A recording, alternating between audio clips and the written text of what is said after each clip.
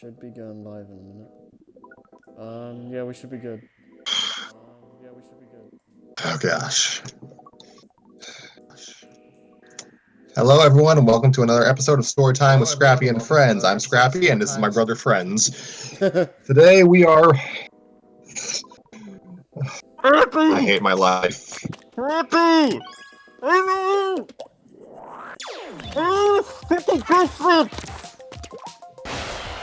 Yep. It's a Tanner episode. What's up, boys?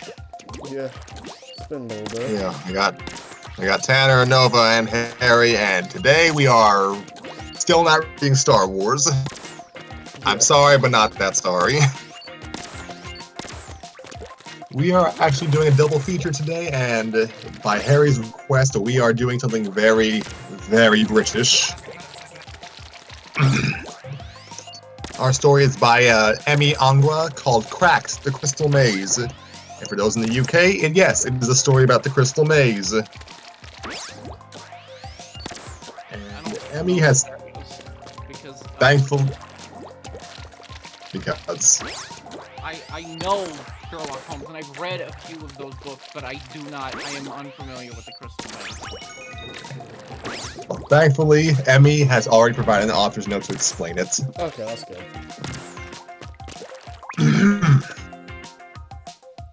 I was recently at a meetup. This is what Emmy sounds like. I was recently at a meetup in which I espoused my love of reality TV shows / Sherlock crossovers, silly as they are. I suggested that there should be a Crystal Maze / Sherlock fic, and this was interpreted as, Emmy's going to write a Crystal Maze fic. So here we are. Notes for Americans and or young people. Seriously, you aren't going to believe this, and you'll probably have to look it up. It's worth it. The Crystal Maze was a 1990s British game show that has since passed into cult status. Richard O'Brien, yes, Rocky Horror's Richard O'Brien, led teams around a complex of different game zones: medieval, Aztec, industrial, futuristic, and later ocean. Each zone had a number of rooms with either physical, mental, skill, or mystery challenges, which they had to complete to win a crystal while their teammates looked on and or shouted advice. If they failed to get out of the room in a set time, they were locked in and had to be bought out with a crystal. Each crystal was worth 5 seconds of time in the crystal dome, in which the whole team competed by jumping around trying to catch gold tokens to win mediocre prizes. Richard O'Brien pretended to live in the zone with Mummy and their never seen butler Ralph, and told many stories about his life there, while also playing harmonica at stressful moments and gently mocking contestants. This sounds hilarious. I don't remember all of that. It sounds like something that you wind up stumbling across on YouTube, and then you hyperfixate on it for hours. Yeah. As the budget increased, the show found many excuses to get the contestants very, very wet. Entire episodes are on YouTube. It has the best theme music ever and a vast array of 90s hairstyles. There is also an app version. See the end of the work for more notes. I don't remember all of that. I just remember like they went into rooms and had to solve a puzzle or something to get a crystal. I don't remember all that other stuff. No, so basically it is essentially what we have here. It was Legends of the Hidden Temple from Nickelodeon. I'll take I your can word see for it.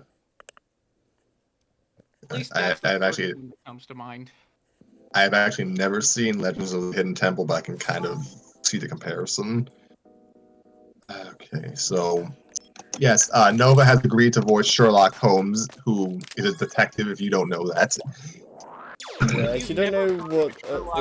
If you've never heard of Sherlock Holmes before, if you are somehow both illiterate and also have decided to erase any sort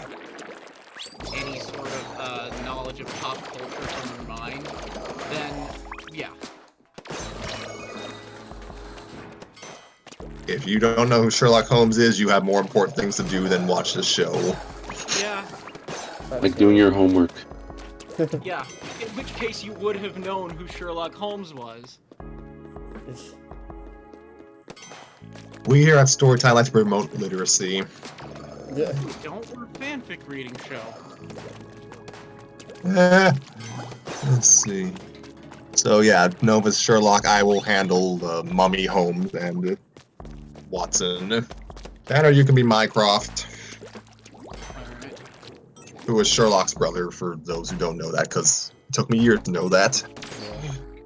I've seen some Sherlock Holmes stuff in passing, but I haven't seen really a lot of it.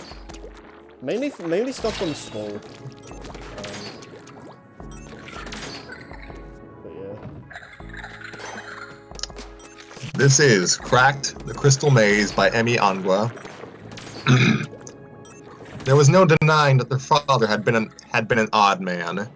Most people, upon inheriting a title and a large amount of land, take up fox hunting and employ some servants to lord it over. They do not set about building a fantasy labyrinth and filling it with bizarre puzzles and games in which stupidity and weakness are punished by imprisonment. But that was what passed for a hobby to a genius with an acute terror of leaving home and far too much money. Mycroft and Mummy had been quietly unsure about the whole project, without ever going so far as to openly criticize it. Typically, it was Sherlock who pointed out the first flaw in the plan. You can't call it the Crystal Maze. He said over breakfast one morning, tilting his head to get a better look at the scattered notepads and scraps of paper filled with hundreds of ideas and drawings that their father had apparently stockpiled over many years. You win crystals, Sherlock, so it's called the Crystal Maze, said Mummy in a slightly brittle voice. She raised a cigarette to her lips with a shaking hand. This decision was as baffling to her as it was to them. Mycroft had known that at the time, but it had been a long time before he'd recognized the constant stress radiating off her. A sign that she was floundering in a marriage that she had little choice in, to a man whose mind she couldn't connect with or comprehend in any way. They're made of cut glass. Sherlock said. They don't look like crystals. Their father picked up his untouched breakfast plate and hurled it at the wall. In the silence that followed, he gathered up his papers and left the room. Sherlock loved the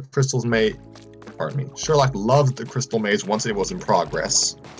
For a start, it was huge, with 1,000 different hiding places, and he was free to wander around as much as he liked, as long as he kept out of Father's way.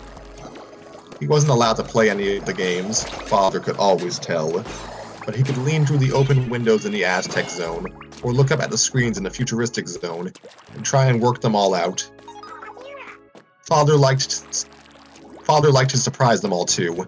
For Sherlock's birthday, he had cut the ribbon on the nearly finished Ocean Zone, because he was vaguely aware that Sherlock liked boats. Mycroft had gripped Sherlock's shoulder very hard, which meant that he wasn't allowed to say that he liked pirates and that this zone looked more like the boring old Titanic. Probably because Father had stolen all the old furniture from the attics. Mummy received the Aztec zone, because she was always complaining that she never got to go abroad. It had heat lamps and a fake river and big tropical plants, and Sherlock always hoped that one day Father would add some snakes or piranhas for effect. Mycroft got the Futuristic zone, probably because he'd once been in a room at the same time Doctor Who had been on, and Father had assumed he had a lifelong passion for science fiction. The Christmas after that the zone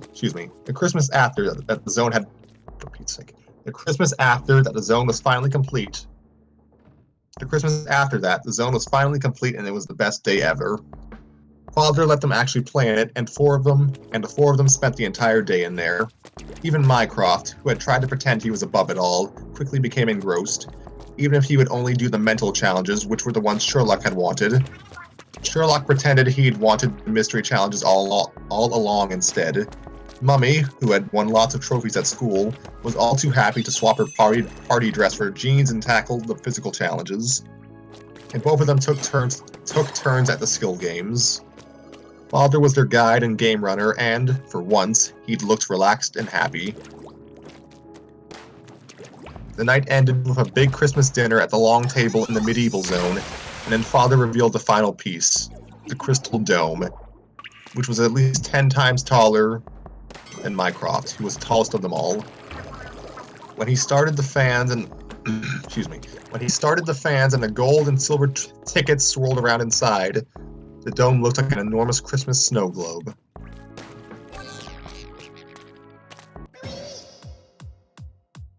Being 13 was horrible. When your father commits suicide and the house begins to fall down and all the money has been spent and you still have to go to school and all grown-ups talk about is how tall you're getting and you're bored all the time. That seemed like exactly the moment to cut someone some slack. Wasn't it bad enough that they had to rent out the Crystal Maze? It's only for a week. Mycroft explained. To raise funds. There'll be a country show too, with tents and stalls. And a cake stand. Sherlock didn't say it, but tried to look like he was thinking it very loudly. You could stop this embarrassment in a heartbeat. Is what Sherlock actually said. Yes, I could. Mycroft agreed. Me. She says she's enjoying herself and wants to earn enough for a trip to California. If you can work out a way for her not to hold a sudden, well-timed windfall or a free holiday, then be my guest. Volunteered you to help her. Sherlock would have complained, but helping Mummy turned out to mean running the maze for all the groups that signed up for it. It had been a blast until Mycroft had called him into his office after the first game was over. You can't pretend to be my father. Mycroft said flatly. I'm running it exactly like he would've. Wait, it's also unsettling. Mummy's agreed to be her fortune teller in the medieval zone, and hearing Father's voice echoing along the corridor is more than a little off-putting for her. Sherlock scowled. I'll just be me then.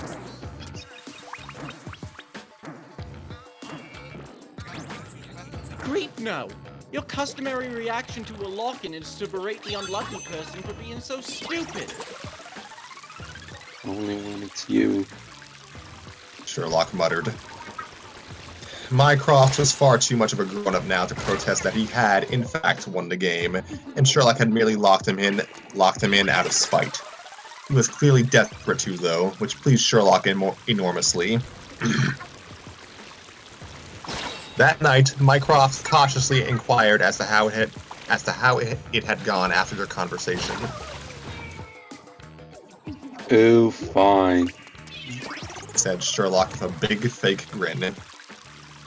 I just pretended to be you, with a sense of humor and the ability to get through narrow spaces.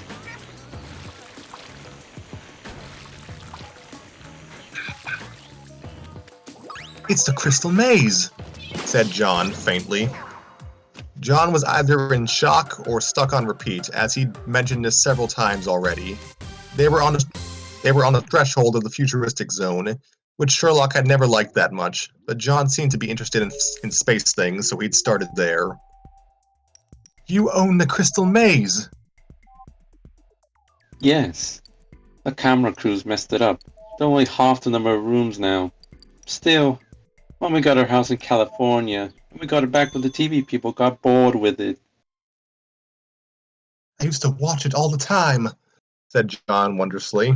I think I tried to write an application letter once, while completely pissed and convinced I was better than half the teams on it. You are. Sherlock pointed out. He opened the door, allowing John to go first.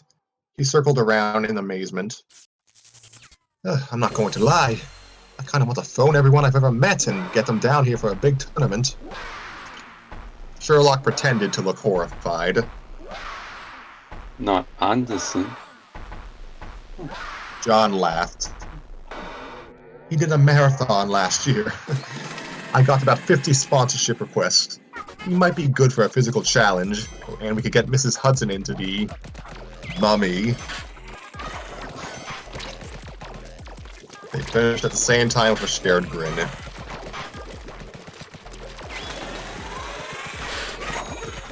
We could get Minecraft to come down from the house and do what he usually does. Avoid touching anything that might get him messy, wet, sandy, pot of bread.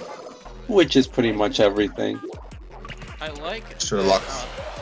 I like that both Sherlock. I like that we have a yin yang of autism here because Sherlock got all the cool autistic traits, and I got stuck with all the shitty ones. Ring any bells?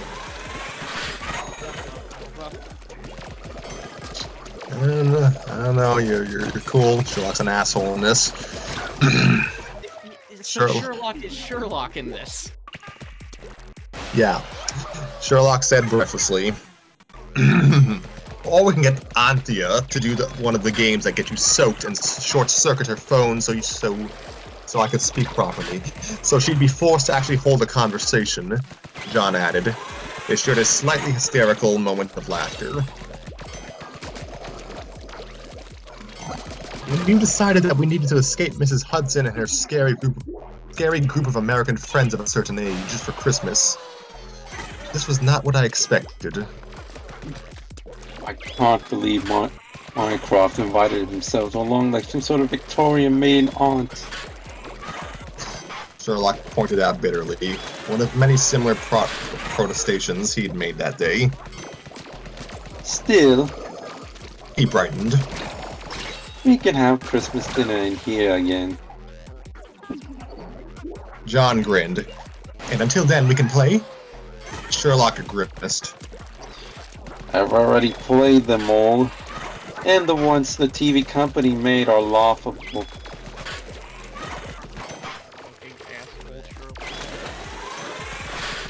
Fine, I won't upset your manly dignity by making you play. You could be my tour guide.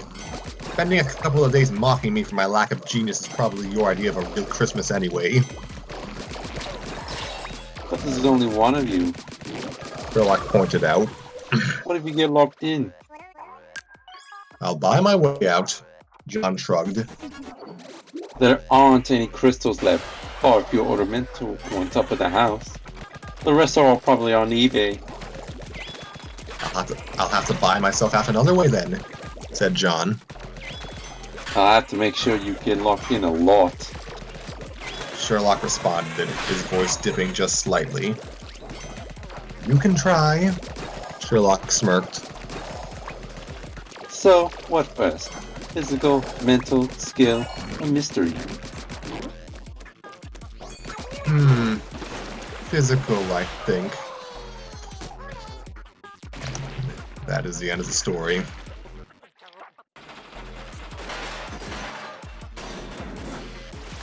I swear to God, that ended really abruptly.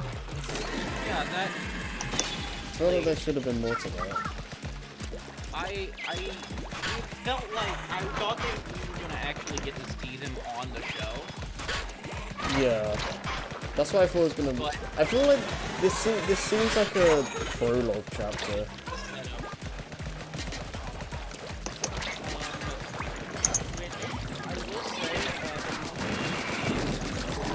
Kind of interesting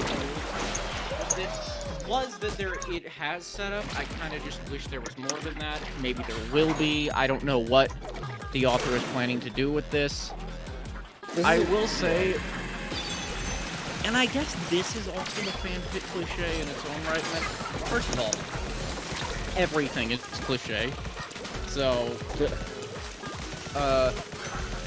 but I find this way more interesting than a lot of crossover fics, because they could have easily just, if I can give this praise for what it is way more interesting if the character actually has some sort of connection, instead of just, hey, let's plop this character into this thing, this world. I have read many MLP fic, for instance. Like, every MLP fic is just, let's throw this character in Equestria. A lot of Lord of the Rings fics are just, let's throw this character into Mordor. Let's, or let's just throw this character into Middle-earth. It is Yeah. very easy to just make a fic where the entire premise is essentially, let's throw this character in this world, and then they go, whoa, what is this place? Yeah, I've read a bunch of stuff like that.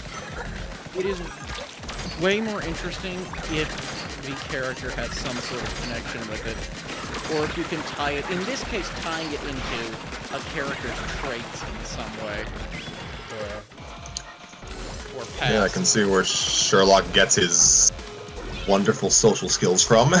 Yeah, I can agree with that. Like, I think this seems like a start to a really interesting crossover, but yeah, it doesn't really actually start.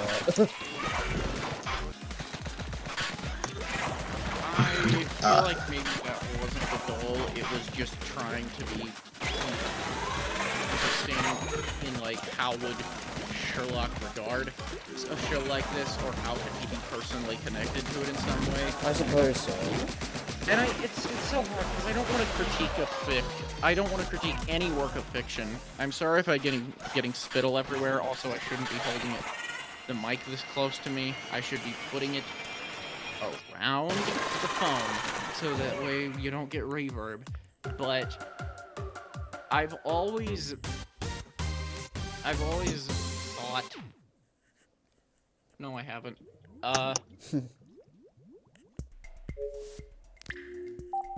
Did I lose my fucking train of thought? I swear to God. You said you did not want to criticize a fic for and Oh it yeah, kind of I trailed don't off. want to criticize something. It's so annoying to criticize a piece of fiction for not being what I wanted it to be. Yeah. Because yeah, at that point, it's a personal annoyance rather than this is objectively good or bad. Rather than viewing it through a lens of objectivity. But I guess that's what left me unsatisfied.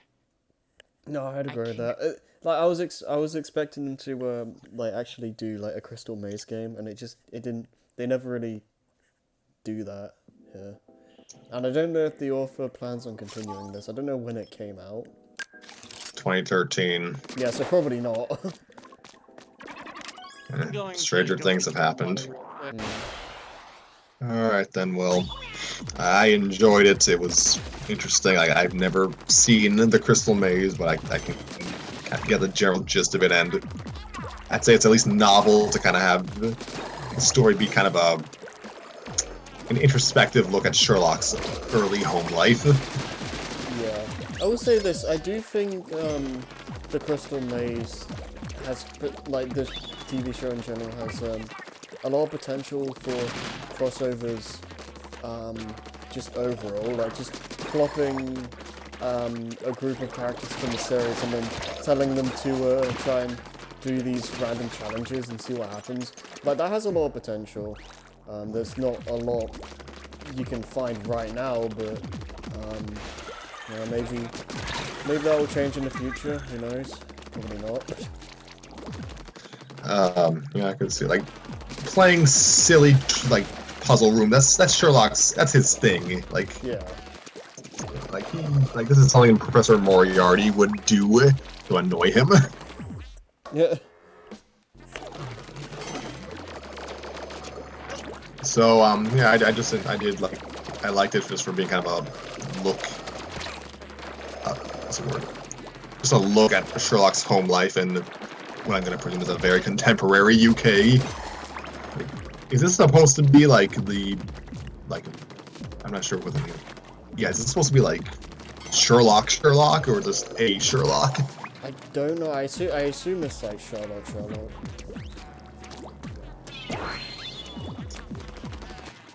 Like this guy, I'm trying to think of any other fictional, ostensibly public domain character who has gotten more interpretations. Robin Hood. Like, No. Yeah. every few years, Hollywood makes a new Robin Hood movie. So yeah, I enjoyed it, and would have been interesting to do an adult Sherlock story, so my Watson voice could at least kind of fit. Oh, there's another thing. I enjoyed you guys trying to imitate British accents. That was fun. Well, at least one of us did. Removing the disappointment of not actually seeing them play a Crystal Maze game. I did like the story. I thought it was well written for what it was trying to go for.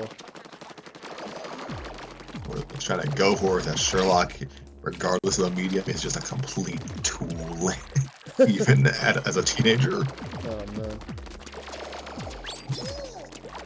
And yes, props to Nova for rising to the task so suddenly. Yeah. We did not. I honestly forgot we were doing an episode of story time today. So, and as you can tell, I did not read the story until today. I gave it a cursory look before we started recording, but that's it. Yeah, actually, you mentioned that none of us read the story beforehand, so we didn't really know what to expect. So.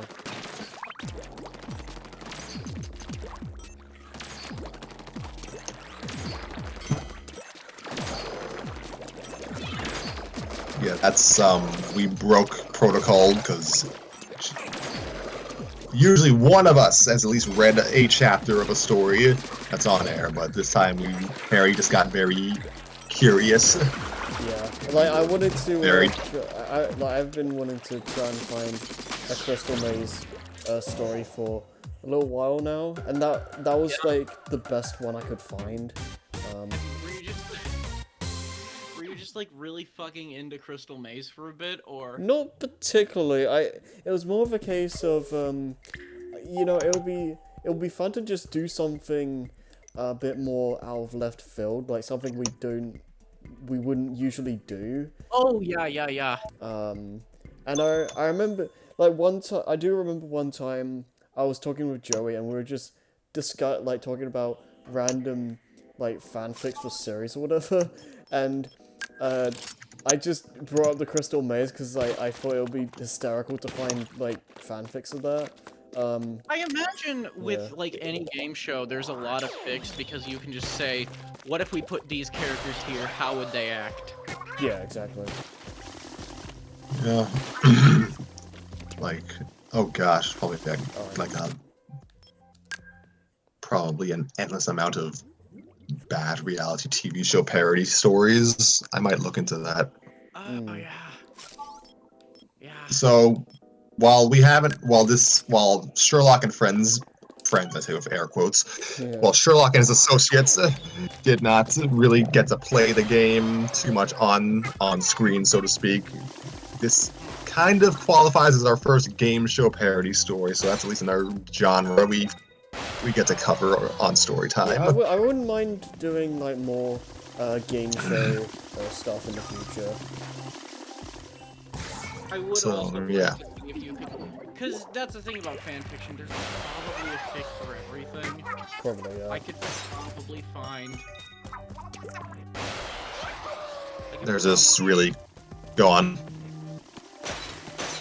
Like right now, Scrappy, you know, one of our fic ideas is a show that only gets, well, it's more mine, and you might be doing it if you want, is a show that I would say only gets a couple thousand viewers per new episode.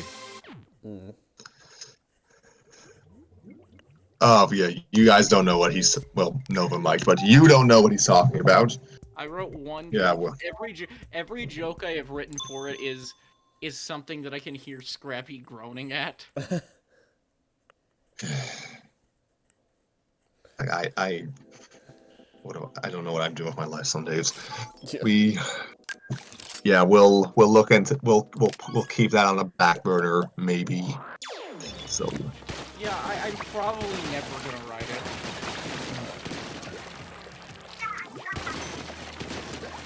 Yeah, and I never thought I'd update my story, but here we are. Yeah, but more. I guess the more of the story though is that I'm like, well, I'm at least wanting to try and bring in as much variety in this show as possible, so we aren't doing the same like series or what have you all the time.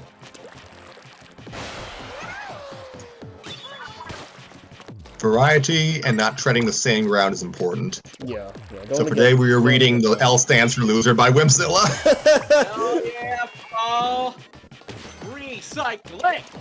Recycling! Probably just heard the clapping. That was probably very pleasant to me. I actually didn't hear any clapping. I didn't hear it. But before we go to everyone's favorite Mario story, no, but what were your thoughts? Oh, despite how short it was at least mostly pleasant. Alright, that's fair.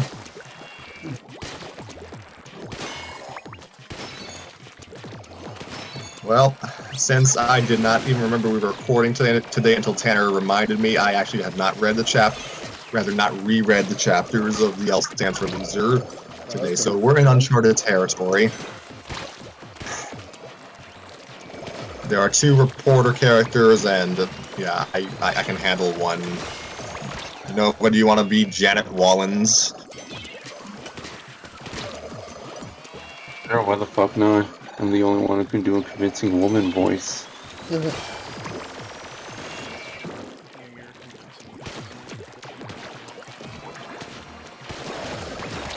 Sure, I'll take that as a yes. This is The L Stands for Loser by The Whimzilla, Chapter 13. No, Chapter 12. Cheater Salad. In today's episode, let's punch Luigi in the crotch. He's gonna go to the gym. Let's see.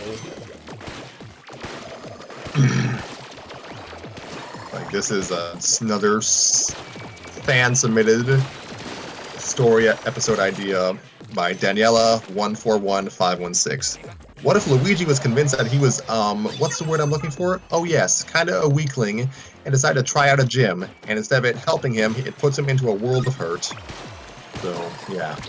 Motherfucker is dry, okay? He jumps higher than Mario. He jumps higher than Mario and runs faster than him. And he's also slower anyway. And he can run on water in at least one game. I mean, Waluigi can swim in air, so he's still top there.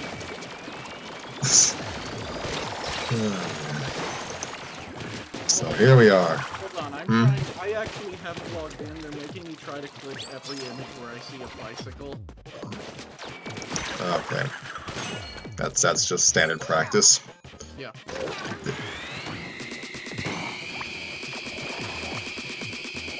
Oh wait, I know. Okay then. This is The L Stands for Loser, Chapter 12, Cheater Salad. We start with Sunny Hale. With ridiculously happy clouds through the weekend. Back to you, Janet.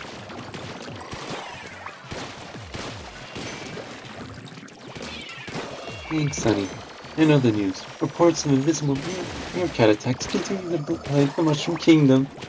The zoo exhibit of said meerkats has been broken into by an unidentified plumber.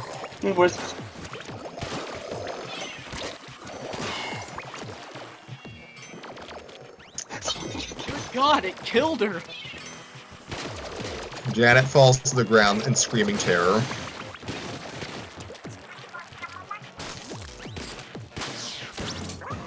Don't need a reminder of that. Nova's muted right now, so I'm just gonna... Might be trying to fix his mic. Yeah. No, it's fine. Just mute it because noise is outside. I don't want it to interrupt your reading. Yeah. Okay, Janet fell to the ground in screaming terror.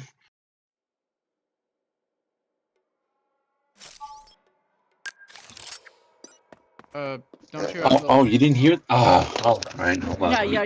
That's why I Hold said, on. good God, it killed her.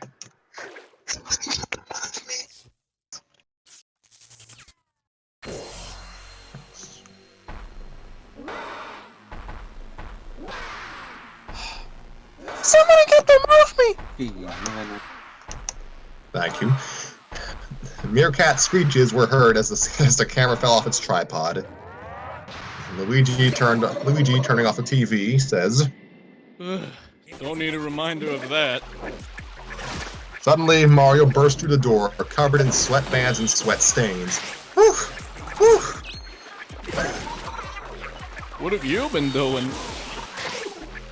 With his dying breath, Mario handed Luigi a flyer on the way to his fainting spell. The flyer read, First Annual Macho Man Regional Competition. Grand prize, 9,999 coins, a cover shot on Fungi Cat magazine, and a title of Most Macho Man in all of existence. Did you swallow all of my schizo meds again? This flyer is talking to me. First annual? Does that mean they did this? They did that last year? Or is this the first ever competition of what is planned to be annual? Carry crawling on his knees into the house. Nobody knows, dude.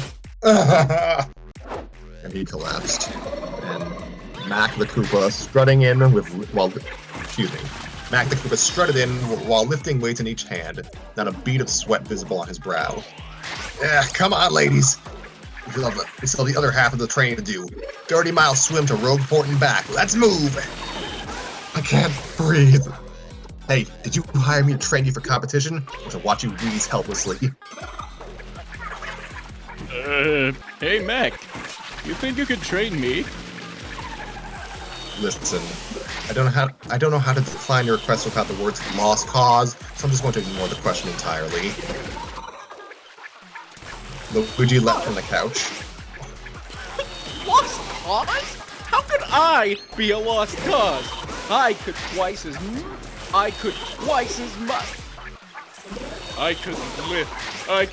twice as much as Mr. Doodle Cakes for breakfast over here. Fine, we'll see if you're worth my time. Mac handed Luigi some bubble wrap. This is your test. Pop 3 bubbles and I'll train you. Luigi took the package protection item from Mac. Oh gosh. It's on.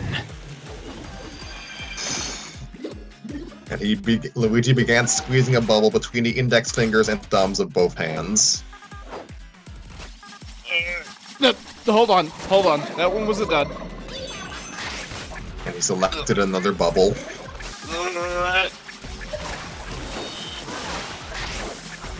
Luigi exhaled it in exhaustion.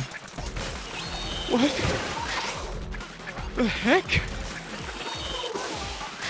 Max shook his head slowly in disappointment.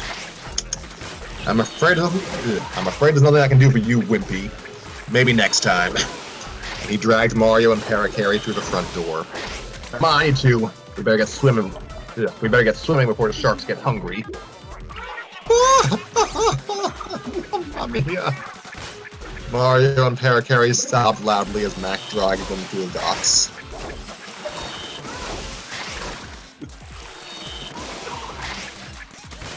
Luigi looked down at the bubble wrap. Am I weak?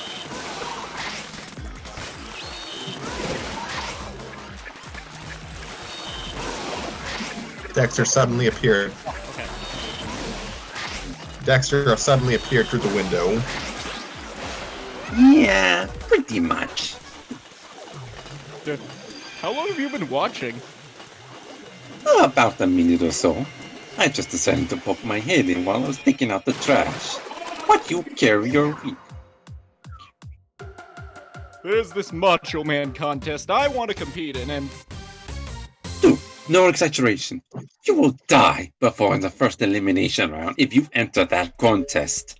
well, that's why I want Mac to train me. I need to get the most buff by Sunday, so that way I'll have the title of Most Macho Man in existence. Why don't you go to a gym then? Gym? What is this gym you speak of? A place to work out. You know, get muscle tone. What? No way! They have those? Sure, right next to Tasty's restaurant on 3rd Street. Cool. We'll see who the lost cause is when I rub Mac's big fat nose in my cover shot of Fungi magazine. And Luigi headed off for the gym. Actually, I'm not so sure. Luigi slammed the door, signifying his ignorance of whatever Dexter had to say. I'll tell him when he gets back. Later, Luigi walked up to Big Jim's gym. Well, this must be the place. Now to prepare myself for what will most likely be the biggest upset in Macho Man history. Luigi walked through the front door to meet the obese toad behind the counter, who was not even looking at from his comic book. Welcome to Big Jim's. How may we help you? I'd like to use your advanced methods of muscle building to compete in a Macho Man contest. Who doesn't? Feel free to use whatever and we'll charge you later. Luigi began to rub his hands together in excitement. Sounds good. And he Jim? glanced at the... Oh, I always read ahead. I'm so sorry. I'm so. It's fine, it's fine. Sounds good, Jim. Hey, do you own the place? Yes, and if I hear the word ironic one more time, I swear I'll go insane. Luigi walked into the changing room in an awkward silence and burst out in new training gear, sweatbands, wristbands, basketball shorts, and a tank top. All in green, of course. Alright, so what's first on the docket? Let's see. Luigi... Fine. Luigi walked over to the weights. Let's see. Do I go for the 5 pounds weights to start out? Or do I go for the 5-pound weights to start out? Or do I push myself and go for the 8-pound weights? A nearby Koopa picked up the 50-pound weights and started pumping. Luigi, not wanting to be outdone, dragged the 50-pound weights off the rack and failed to keep them up once gravity kicked in. Luigi... I like how Luigi's toes have their own action.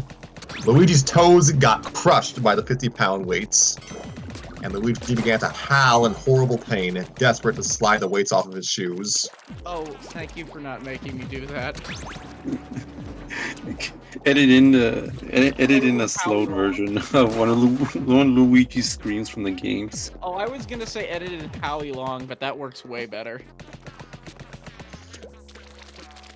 The people demanded Harry. Yeah.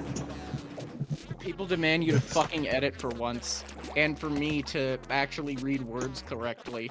Which is weird, because I learned reading, actually. I went to the dojo for that, known as kindergarten. The Koopa quickly ran over and lifted the weights off Luigi's shoes. Dude, are you okay? Yeah, thanks. Ow, ow, I shouldn't touch it. No problem, bruh. The Koopa began pumping again. Maybe I'll put up the hand weights until later. Let's start off with something easier. Oh, like the treadmill. Running's easy. Ow, my feet. Ow, my feet. Luigi started the machine and set the speed up to 5 so he could begin jogging in place. Ugh, boring. Let's crank this up a bit. And Luigi turned it up to 7, and the treadmill started to pick up speed. Yeah, that's more like it. Several minutes later... Getting a bit tired. Alright, let's turn it down a bit. Luigi pressed the minus button next to his speed, but nothing happened. Luigi pressed the minus button again, but the counter refused to change. Hey, Jim! Get over here! Jim, who was fumbling with a strip of double-sided meter tape. What? What? is wrong with this treadmill? Jim placed a tape onto the treadmill's handrail, adjusted his glasses, and peered into the wiring under the control panel. Alright, let me see. Here we go, this wire just got loose. I'll just connect those and... The treadmill suddenly doubled in speed when Jim reconnected the wires. Luigi grabbed onto both... slapstick routines, Jim! Luigi grabbed onto both handrails as he fell down onto the treadmill. This is where Luigi's vocal cords get strained far worse than ever before in his life. As he grabbed onto the railing in panic, his left hand got stuck to the 3-meter tape, permanently sticking his hand to the handrail. The rest of his body dangled, dragging itself along the speeding treadmill's riveted conveyor belt. Luigi screamed as he received the worst rug burn in all of existence. His bare knees would never be the same. Neither are my human knees! Jim, startled by Luigi's painful shrieks of agony, quickly snipped Luigi's glove along the seams, so that it would break open and release Luigi's trapped hand. The treadmill launched Luigi at 23 miles per hour towards the wall behind him. Luigi smacked hard against the wall, knocking a framed motivational poster of a ridiculously buff Toad and the message, "Do you feel the burn?" onto his head, knocking him unconscious. Jim made a mental note. All of my pain would be funnier if we actually got to see it rather than having it be described in text. Jim made a mental note to add the poster to his bill. Okay, that was good. Sometime later... okay, Babam and Paratroopa. Do you want me to be the paratrooper? Yeah, you can be Paratroopa and Nova can be the Babam.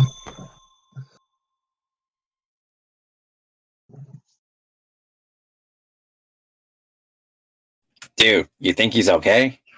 How can I know? Splash some of your water on him. Alright, are you kidding me? Have you heard my voice? I don't fucking drink water.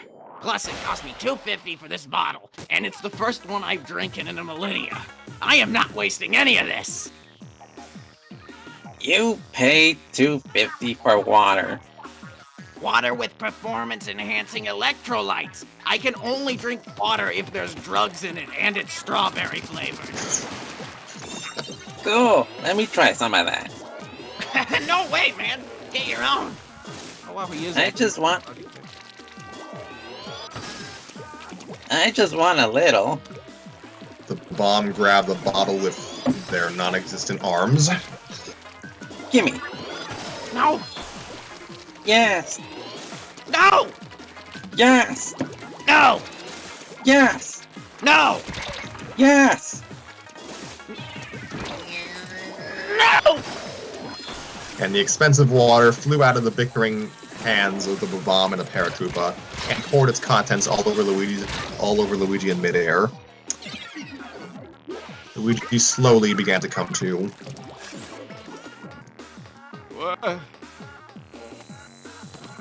Oh, man. Serves you right, Hawk. How long have I been out?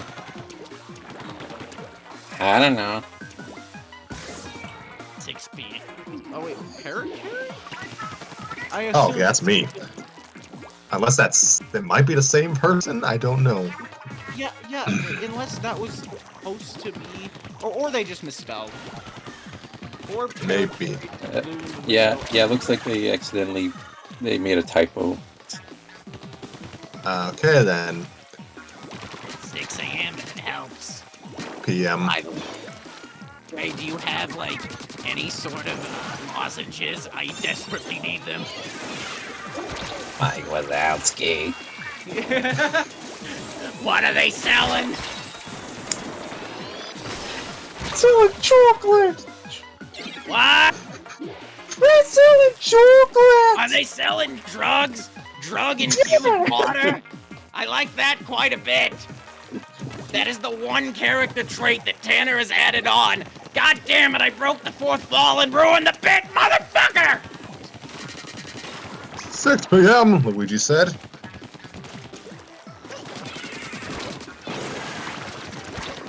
Yep, it's Quentin time, 1 hour. Quick! Luigi rushed Please to. cut me!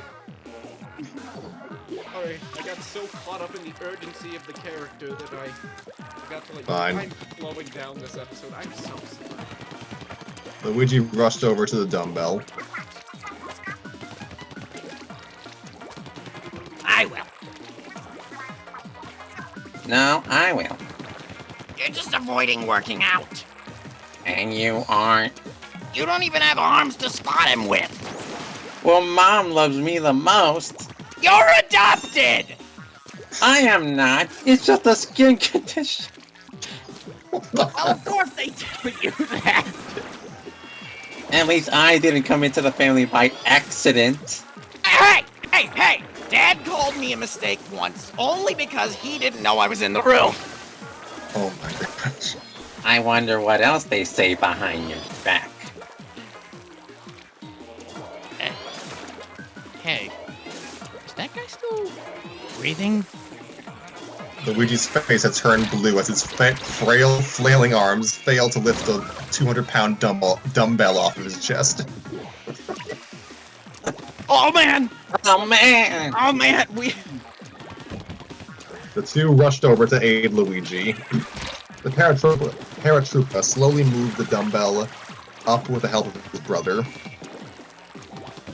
Don't worry, dude. I'm not losing another one today. Luigi drew in a deep breath as his lungs were relieved of the enormous weight, and the paratrooper and Babam put the dumbbell back into its holder. Oh man, I owe you guys my life. Thank you. Thank you. You know, if there's anything I can do. I like your pants. God, I've had to do this a few times in order to acquire drugs. Shut up, Tanner. Later, Luigi walked through the front door wearing his green boxers and saw that Mario, Paracari, and Mac were already home. Clear! And Mac pushed the heart defibrillators, I think it's defibrillators, against Mario's chest. Ah! Mario jolted into the upright position, eyes darting left and right. See? That wasn't so hard, was it, guys? Paracari only managed an as a reply with what was left of his energy. Alright, I'll be back here 5 a.m. sharp to... Mario cut him off by popping the lid off of a nice, cold, refreshing Chocola. Max slapped Mario's wrist hard, sending the delicious drink to the ground. No! Bad Mario! It's celery and bottled water for you from now on. And he handed the 2 items to Mario. Mario looked at the new diet he was now on, and tried to fight back his tears. Alright guys, it's only 2 days until the big competition, so we'll be kicking things up a few notches. I'd suggest getting some cups to wear tomorrow. Oh, hey, Luigi. Hello, Matt. Guess where I've been all day? Where? The gym, baby! Pumping iron! Good for you, man. Keep this up, and you might just be ready. To be trained next year. Maybe. Are you kidding me? Just look at these guns! Luigi had been waiting all day for this moment, when he could coolly roll back his sleeve, flex his magnificent muscles, and watch Max stare in such awe that he would drop to his knees and grovel for Luigi to take his training. He flexed. Nothing happened. Your arms look as rubbery as ever to me. No, wait. Let me try old Lefty. Luigi flexed again with the same disappointing results. Cute. Now, if you don't mind, I have a few arrangements to make with the pet store's manager for tomorrow's training. And Mac left the house. Trained all day long! Luigi looked intensely towards his wimpy biceps. Why have you failed me?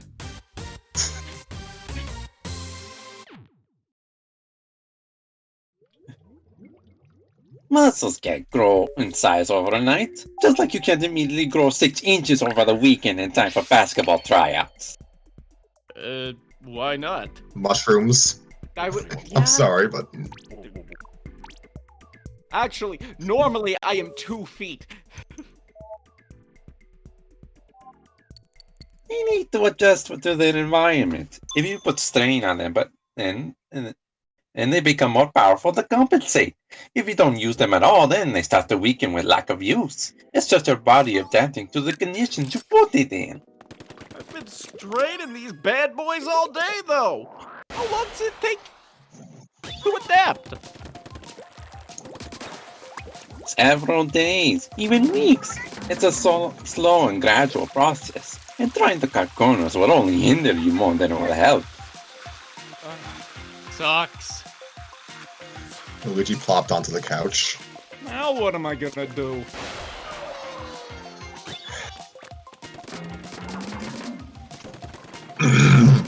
Do you need muscles fast? Luigi looked up. Need a solution to your wimpy stature and need it fast? Then come down to Rock Hawks. Get your results faster than anywhere else. That's the Rock Hawk guarantee. I don't know what he's supposed to sound like. If I can't get you ripped in 2 days, I'll swallow this bag of cement. No. No, he's more of a Hulk Hogan parody. Than Macho Man. Hold on, can I do Hulk Hogan? Hold on. Freedom isn't free. Alright, then you're Rock Hawk. If I can't get you ripped in 2 days, I'll swallow this bag of cement, brother. Luigi jumped up. I'll do it! Were you not just listening to me? That's me, That was next. Tanner. No, virus. Anyways, why are you not just listening to me? Dude, he'll swallow a bag of cement if he doesn't keep his promise. I'd say he's pretty sure he knows what he's doing. Dexter rolled his eyes as Luigi headed off for Glitzville. Luigi deserves everything that's about to come to him. Yeah, no, this is probably peak dumbass Luigi. Again, it feels like Luigi has gotten progressively dumber over the course of this fic. That's all the head trauma. Yeah. That's all the mental anguish. That's all the alcohol he drinks debilitating his brain cells. The next morning. So I've been method acting the whole time. Oh.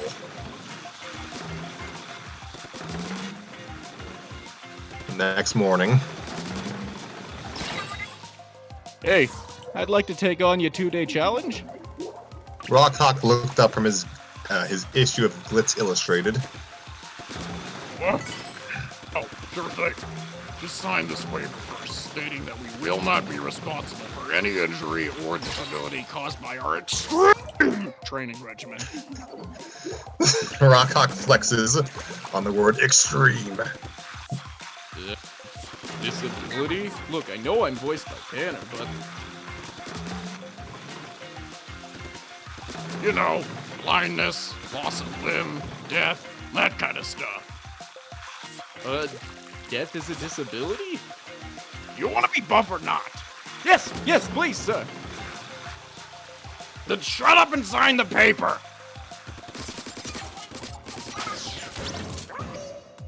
I'm going to ask you not sell yourself short. And for the purposes of our audience, not do stuff like that. When has that ever worked on me? I'm asking nicely, please. Fair. Luigi scribbled his signature onto the waiver and handed it to Rock Hawk. Sweet. Now, if you come with me, I'll show you what you'll be doing for your training. He took Luigi to a large boulder suspended from the ceiling by a strong chain, and a red mark placed on the floor below it. Oh my gosh. This is the first part of the training. You stand on that red X on the floor, and then we drop the boulder on top of you. If you can lift the boulder off of you and escape with your life, you'll be stronger! Can I opt out of this? We can skip to the next part. Rockhawk took Luigi out the back door and towards a deep hole. We throw you into this 500-foot deep hole. If you can claw your way back out of the trench, you'll be stronger! Won't that break, like, every bone in my body? Yeah, that would explain why no one's come out yet. I'm not sure if I want to go through with this anymore. Oh, come on. At least try one of these, you fucking baby. Fucking came right out of me. Unfair. Fine. What is your easiest stunt? Running 100 yards, carrying 12 boxes. This is a frying with steaks. Steaks? Rocky train with these steaks. It probably helps somehow.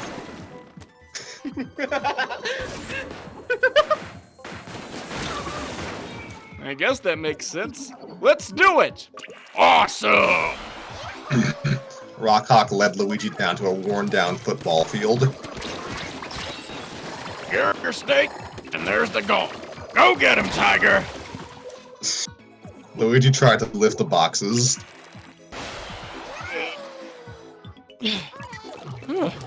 These steaks are heavy! You can make more than one trip. Luigi gladly took 2 boxes from the top of the pile and jogged towards the end goal. I don't see why this is so easy. Suddenly, Rockhawk unleashed 3 chain chomps from nearby caves and into the end goal Luigi was heading for. The chain chomps immediately took notice of 2 things. The first being Luigi clutching 2 boxes of delicious steak. The second being that it was lunchtime. Oh, you gotta be kidding me! The chain chomps raced towards the steak holding plumber. Luigi ran in the other direction, glancing back every so often to see the chain chomps closing the gap. Ah! You people are sadistic! Luigi felt the chain chomps nipping at his heel. Ah!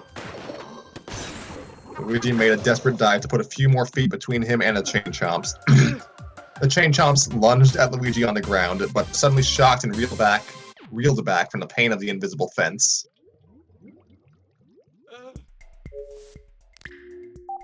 What is wrong with you people? Come on, dude! The training isn't over! Yes! Yes, it is! Because I quit!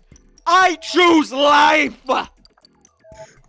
Luigi emphasized every word of that sentence and walked off the football field. At least you ended it before I died!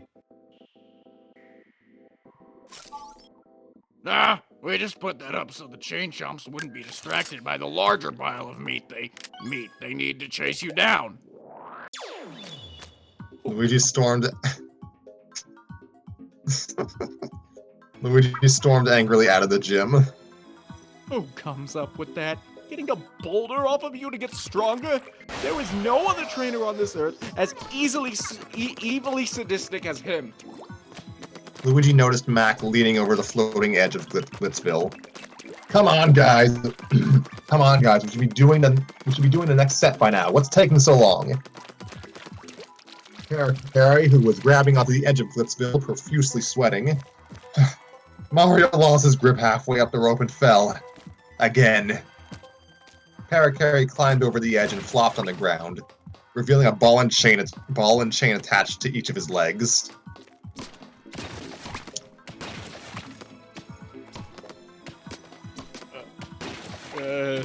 What are you guys doing? Hey, Luigi. Hey, Luigi. Just training. Mac returned his attention towards the rope attached to the edge of the flying city. Come on! My mother's asleep. Come on, Chubby, let's move. Don't you think this is a little extreme? It's just a rope climb. Kids do it in gym class all the time. Not with 50-pound weights attached to their legs. On a rope 5,000 feet long. Oh, I'm sorry. I didn't realize we were training for the Baby Olympics. I thought you guys wanted to win the title of most macho man in existence. Darn it, Plumber, tighten your grip, would you? I don't think it's worth it anymore. Hey, that's loser talk. I won't have any of that paracarry. Not while you two have a great shot at this. Sorry, I'm just hungry is all. Oh, here you go. Mac passed a celery stick to paracarry. You earned that treat. So, Luigi, what's up? I just came back from the Rock Hawk gym. He tried to make me carry steak through a football field with chain chomps. That's a fun one, isn't it? Yeah, it was fun and all, but it wasn't doing as much for me as I'd hoped. So I started my own training regimen, and it's done wonders for me. Yeah, it's a wonder you survived it. What do you make you do? Okay, first off, we had to wrestle 10 pigs from that pig pen near the train station, 6 miles to the pet store. Do you know how hard it is to wrestle a squirming hog 6 miles and then do it again 5 more times? Mario lost one a mile away from the store and had to chase it all the way back to the pen. I promised to deliver some pet pigs in exchange for I promised to deliver some pet pigs in exchange for use of his aquarium display. And guess what that aquarium was filled with? Piranhas. Everyone knows swimming is the best form of exercise. Kickboxing can really get you a serious workout. So imagine combining the two into one workout. It made sense, but things change when you're flailing your limbs in an attempt to fend for your life in a tank full of meat eaters. There were like 3 different accents there. Oh, it wasn't that bad. Tell that to my scars. And Perry lifted his shirt to reveal bite marks all over his abdomen. Mario finally flopped onto the ground with a gasp. There you are. Looks like we can get started on the next round of training. And he tossed Mario a pair of identical harnesses with a large lever in the front. Perry asked, "What are these for?" Mac, putting one on himself, said, "They're parachutes. We're gonna base jump over to Neon Heights. Who wants to go first?" Where's the ripcord? There isn't one. You have to move that lever up and down until it comes out. By the way, the lever has a resistance of 80 pounds, so it simulates pushing an 80-pound block back and forth. That's where the training comes from. You can't be serious. What if we don't open a chute? I see someone's glasses half empty today. Try a little optimism with your cereal tomorrow. Well, I'm heading back. Good luck with that training. Thanks. See you later. And Mac pushed Mario and Parakarry over the edge without warning and jumped after them. Geronimo! Mario and Parakarry screamed bloody murder. Luigi walked onto the blimp in awkward silence, wondering why anyone would pay for a personal trainer. Well, looks like I'll never be a macho man now. And I guess it isn't all bad. After all, I'm happy with how I am. And even if I did win, I'd have to worry about defending my title. And of course, I don't have to endure the training involved. Moments later, Luigi heard a distant sound. Moments later, Luigi heard a distant sound of the hard ground breaking the fall of one flabby plumber. Luigi bumped that last positive of not entering the Macho Man contest to the top of the list. The conductor of the blimp led everyone on. All aboard! He let the blimp's whistle sound. After the last of the tourists were let on, the blimp began its descent towards its next stop, the Mushroom Kingdom. The waitress pushed a cart of confections up the aisle of seats, eventually reaching Luigi. Complimentary drink, sir.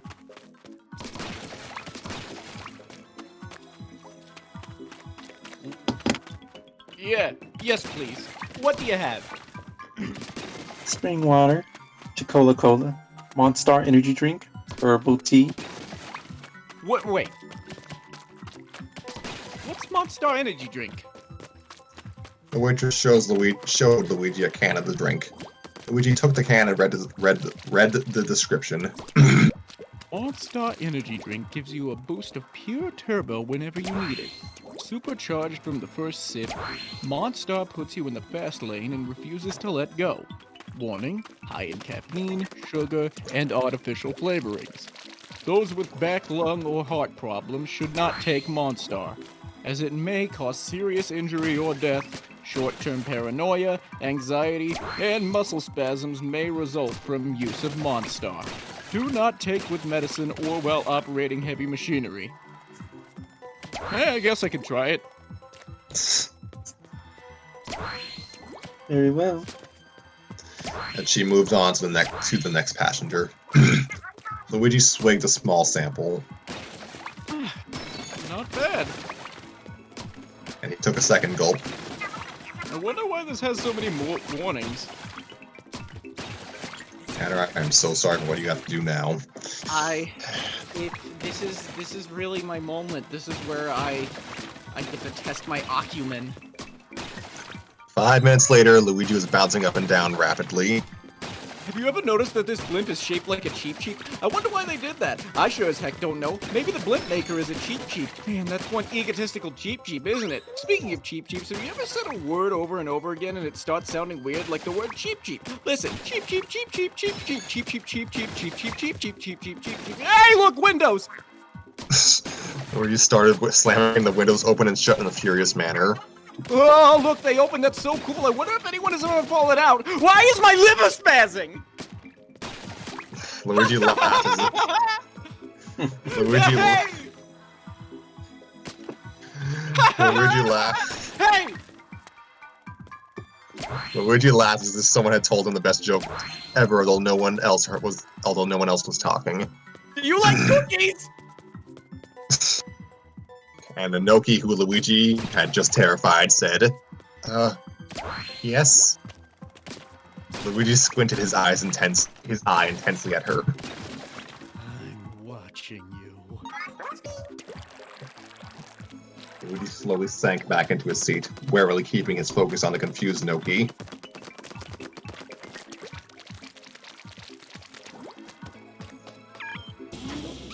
Sir, I'm gonna have to ask you to settle down. Yeah! Settle down! You're destroying! You're destroying the flight! I'm talking to you, sir. Luigi was throwing rock horns into the air. Finally, a woman talks to me out of her own free will. Just try to sit still and be quiet. Can do, Captain. Luigi struck the Luigi struck the thinking man's pose. And we just walked into the cockpit. You finally settled down. Ah, good. Maybe now. Ah! The pilot of the blimp felt the blimp veering left and right. What is going on? The co-pilot said, like, there's no way to telegraph this, really. The co-pilot said, I would say turbulence, but there's not enough wind to cause this much force. The waitress heard the screaming passengers and ran to check on them. That was when she saw the cause. Don't rock the boat! No, don't rock the boat! Luigi, who was standing in the middle of the aisle with his legs spread out and arms placed on 2 seats across the aisle from one another, was shifting his weight every time the blimp leaned so that it would start leaning the other way again. The waitress grabbed Luigi, who began throwing a tantrum about never interrupting someone's magnificent talent, shoved the parachute into his chest and shoved him out the door. Luigi heard the passengers cheer as he was propelled out of the blimp. Shit. Okay, in fairness, he did, like, almost kill most of them. Whoa! I'm, like, falling. Awesome! Luigi spread his arms out. Look! Up in the the sky! I'm a bird! I'm a plane! I'm Super Luigi! Looks like he's still on a Monster High. So let's check in with our other two Macho Man trainees. Paracari and Mario were crawling on their bellies through Toad Town, roped to a house-sized iceberg retrieved from Neon Heights. Mac, who was sitting on top of the iceberg, said, "Doing good, guys. Just one more mile to go and we are done for the day." Mario, I don't think I can go much longer. Tell my wife that I love. Super! Yeah! Luigi landed on top of Paracari with a hard thud. Hey guys, what's up? You're crushing every delicate bone in my body. Sorry, dude. We'll see you guys back at the house. Well, see you guys back at the house. Isn't his house the other way? Luigi my shouted bad. Luigi shouted quickly in a nanosecond. He passed by. Thank you. I know you were supposed to describe it. I don't know. I didn't want to ruin the timing. It works. You're so fast. You wound up going faster than the parenthesized text. Oh gosh, this is like the longest chapter ever. Yeah, I was gonna ask her how long is left. This is also probably the chapter with the most random plotting. Like I feel like we just passed the halfway point. Yeah. There's still half of this left. Yeah, I think this is what I think we'll call it a night after this. Yeah. Oh my god. Will Luigi survive? Will he go into a coronary due to a sugar crash and the cocaine that was infused in that water? Find out next time on Mario Ball Z. Did you guys notice anything strange about Luigi? No! He just felt the sand crush my liver just like every day. Hey, did I say you could stop dragging? And he, oh my gosh, he cracked the whip loudly next to two trainees. Paracari and Mario summarily picked up the pace. That's more like it. 1 mile of furious scurrying later. Oh, we're Mario and still in the chapter. I thought we were. Oh yeah, we can't break it up midway. Yeah. Okay. I'm dumb. No, it's fine. Mario and Paracari crawled through the front door of the Mario house. Finally! Paracari undid the rope and flopped onto the ground. I'd say that was an excellent day of training. Well, that's all I can do for now. Hope to see you guys bright and early tomorrow for the Macho Man contest. Mac lifted the iceberg with a grunt and began his trip towards Neon Heights to return the prized chunk of ice. Mario slowly headed up the stairs to his bed, but not before almost tripping over Luigi, who was slumped over the stairs unconscious. Paracari dragged himself towards the couch. Mind if I crash here, Mario? Let go of me. Just, 1 hour before the Macho Man competition, Luigi woke up with a horrible taste in his mouth.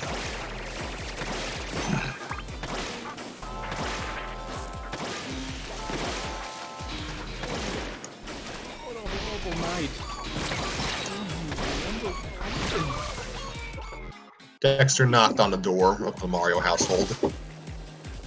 Hey, Luigi, you still in there? Coming. Luigi opened the door. What's up? The contest is starting soon. Aren't you entering, in spite of every reason not to? What? Oh, right. Luigi stretched. Sorry. I'm just a bit white from sleeping on the stairs again. Sleeping on the stairs? Yeah, I was hopped up on Monster Energy drink last night. Oh, I was running around cleaning the house. Luigi turned towards his magnificent... Excuse me. Luigi turned towards his magnificently sparkling results. I refurbished the furniture, and I refurbished the furniture, and I was racing up to stand out the bedroom, and I just collapsed on the ground like a light. Oh yeah! Tim was on the monster stuff once. Our babysitter is still recovering from it. Oh, wanna hear it? And Luigi walked towards the supermarket. Hey, the competition's the other way. I know. 45 minutes later. Okay. I'm not even going to attempt an accurate voice for Toad. Last call for silent. Oh, okay. Yeah, no. I can't even. No, I'm sorry. Can you Mario. take over Toad? You don't have to do the voice, but Let's do Mario Party Toad. I don't know Irving how Mario to. Party. I can't even scream anything right now. Woohoo! No. Well, yeah. There we go. Last call for sign-ups. Last call for sign-ups. No more entries will be accepted 5 minutes from this final call. Luigi sprinted to the sign-up box. Here! I'm here! Hold up! Luigi grabbed the pen and scribbled his name on the sign-up list. Alright. You'll be number 6.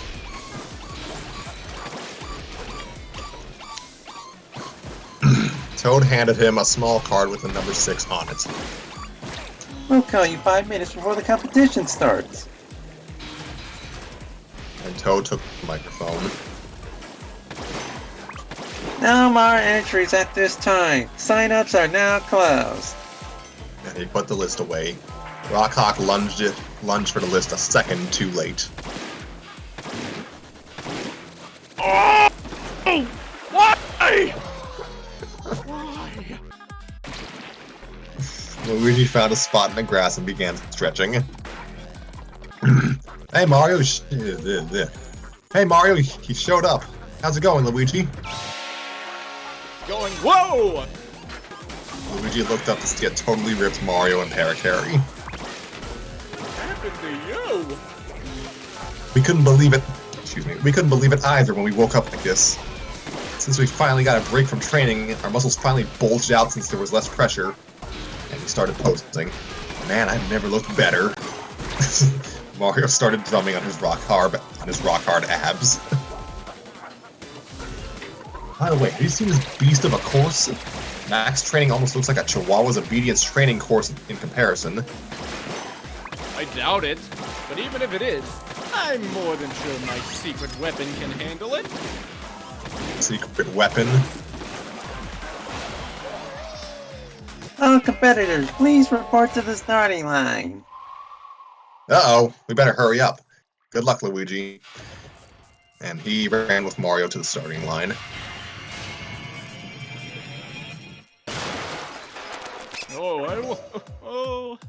I won't need luck.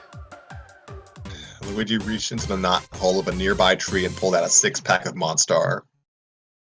Hello, my energy-packed friend. Are you ready to win the race today? Luigi pulled out a can. One for the money, And Luigi chugged it and broke out a second can. 2 for the show, Luigi repeated step 1. 3 for the heck of it, 3 for the heck of it. Luigi chugged the third can and threw the 6-pack back into the tree and got to the starting line.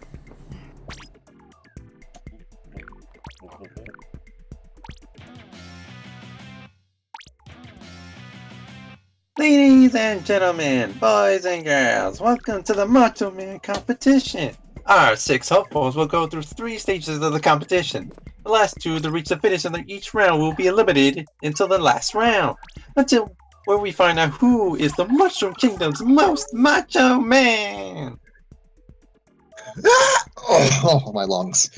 The audience cheered in By excitement. the way, yeah, that's Kill me. the thing I wanted to mention. My dad just went to bed. You can tell this is a very, very professional show. My dad just went to bed, so no more screaming Luigi for me. Okay, That's fine. I think we're all a little screamed out. Yeah, no, this is probably the most scream-heavy chapter. So, yeah, the audience cheered in excitement. Yeah! Yeah. The first challenge is called the Toils of Atlas. You must push your boulder 50 yards up an incline of 60 inches. Once on the top of the hill, you must 60 degrees. Sorry. Once on top of the hill, you must tie yourself up to the boulder and roll down the hill and into the lake, where you will swim the lake's length with the boulder still tied to your back. Once on the shore, you must use the smaller rock to chisel the boulder into a handsaw and cut down a tree to use as a bridge to cross the tar pit to the finish line. Start yet? Do we start yet? Do we start yet? On your mark, get set, go! Luigi ran up the hill as if the boulder wasn't there, barely edging out Mario and Parakarry.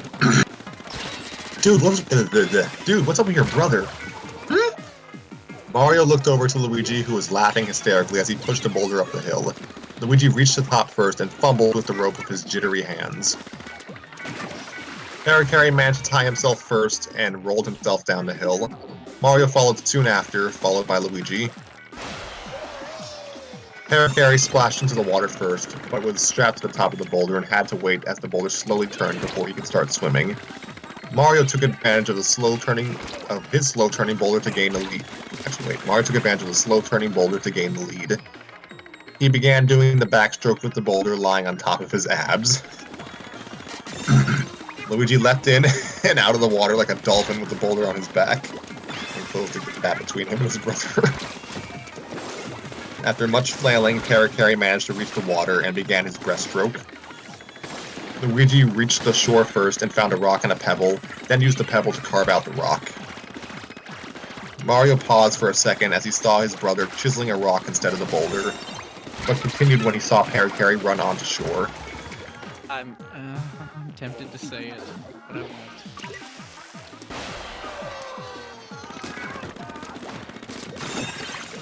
So, okay, tough for me. Alright. Luigi, Mario, and Parakarry have entered the final leg as Mario finally starts rolling down the hill. Noki has given up, and while Luigi is still struggling to push the boulder to flat ground. It looks like Luigi has finished his little side project. Luigi held up his newly chiseled hammer and began wailing on the boulder, taking it down with ease. I chiseled it! I chiseled it! I chiseled it! I chiseled it! Mario and Parakarry continued using a blunt rock as they finished off the first quarter of their boulders. Luigi began shaping the handle of his saw. Wario slowly doggy-paddled towards the shore, panting heavily, while Luigi finally began inching the boulder towards the slope. Parakarry noticed Luigi sharpening the blades with his jittery arms and picked up the pace. Luigi finished the teeth and made his way for the tree, I'm presuming. Wario reached the shore, no energy left in his frail body. Mario finished his axe and headed for the tree. Parakarry finished his smaller rock and headed for the tree.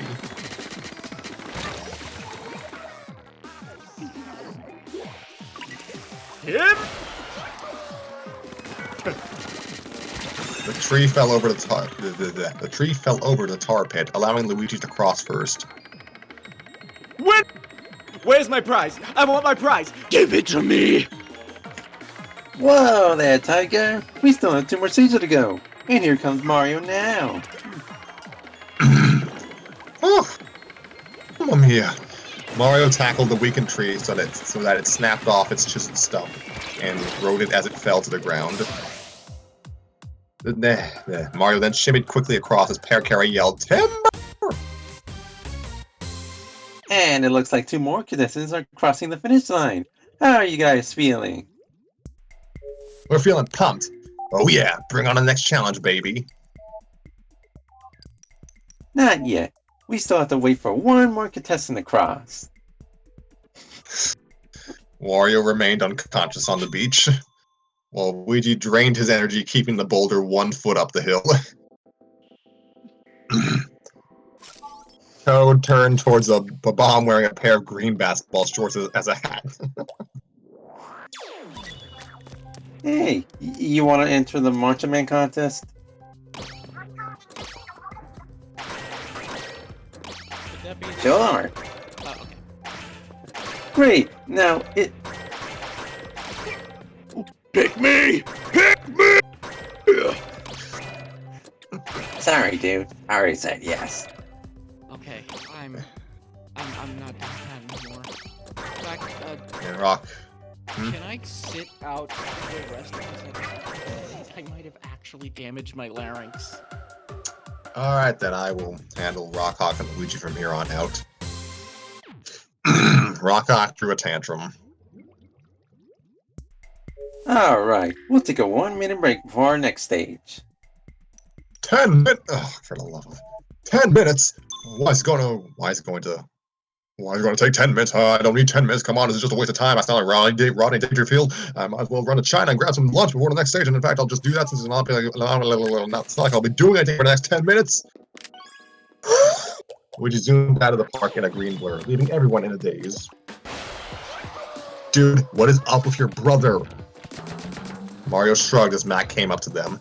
Hey guys, how are the muscles treating you? Awesome. Cool. Well, since it seems like I provided my service, it's time to charge you guys. And Mac handed him a bill. Mario fainted at the sight of Mac's bill. Whoa. How can you charge this much? I think the results justify the cost. Parakai ripped up the bill.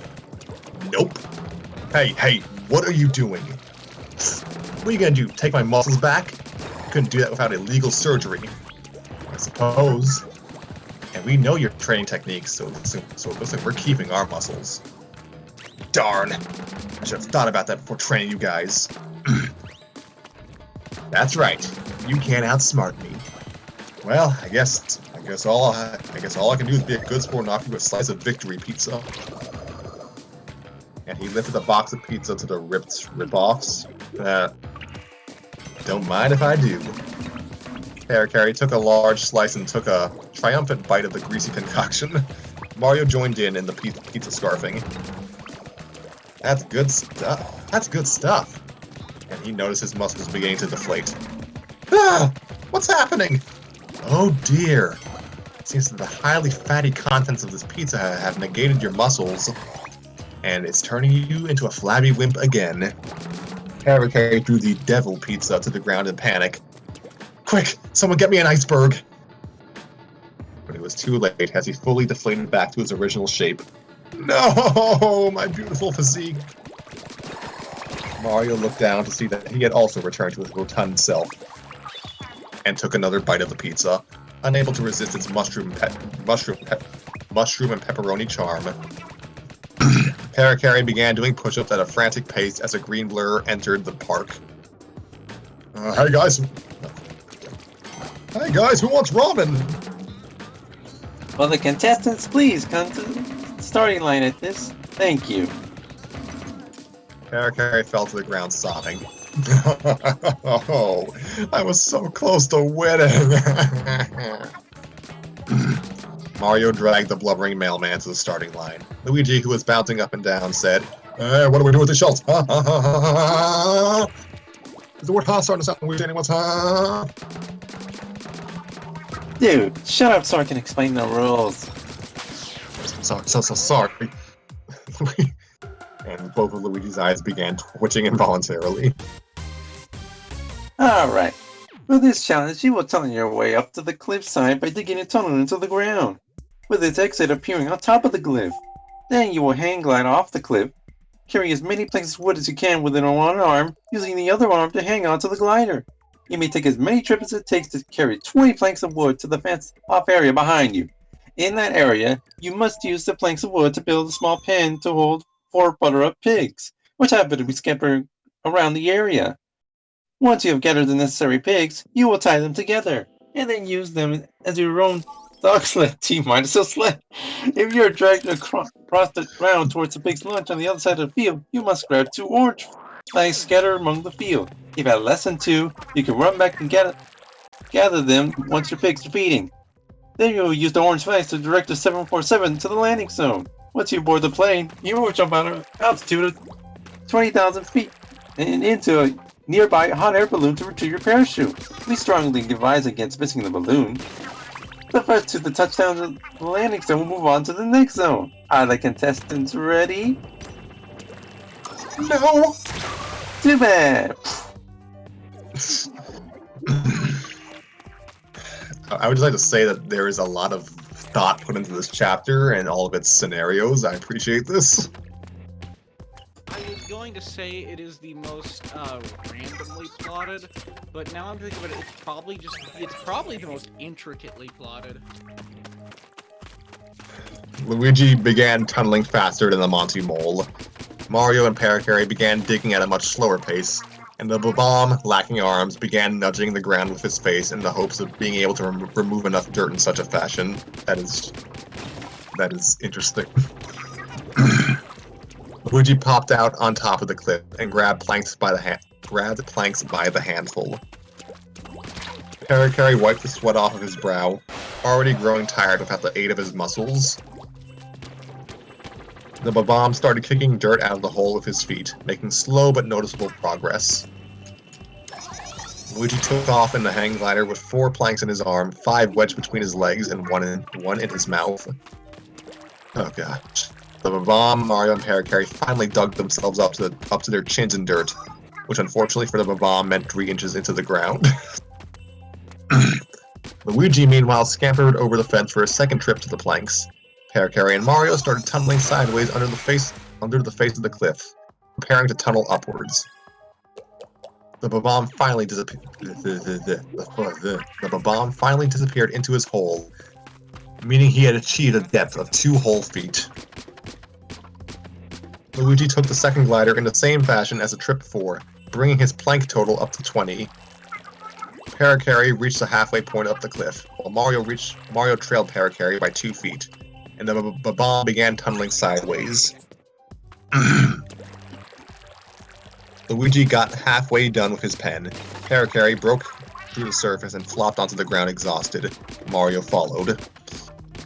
Luigi nailed the last plank into place and started searching among the field for suitable piggies. Parakarry, meanwhile, having been passed out for 20 minutes, stirred when the Bomb finally broke the surface. Oh man, how long have I been out? He dashed for the pile of planks. Mario stirred awake at Parakarry's exclamation and noticed Luigi was struggling to drag his 4th buttered piggy to his pen. Parakarry managed to fit 4 planks under his arm and took off on the hang glider.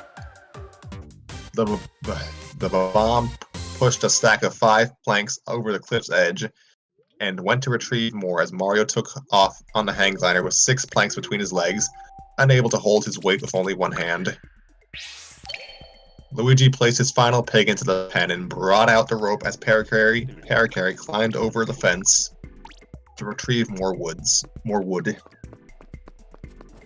Looks like it's sound like Yogi Bear. Looks like it's time to hog tie, you little rascals. The Bomb pushed his 16th, 17th, 18th, and 19th plank over the edge, and then got on the hang glider with a plank in his mouth. They have mouths? Never mind. Parakarry scrambled up his tunnel with Mario closing the gap between them. Man, this gets tiring fast. The Bomb landed in the fenced-off area as Luigi tried his 3rd strategy to tie the pigs together, and climbed over the fence. Parakarry and Mario were neck and neck. Parakarry, borrowing Mario's between-the-legs strategy, took off from the cliff at the same time as the Bomb approached the planks he tossed over the edge.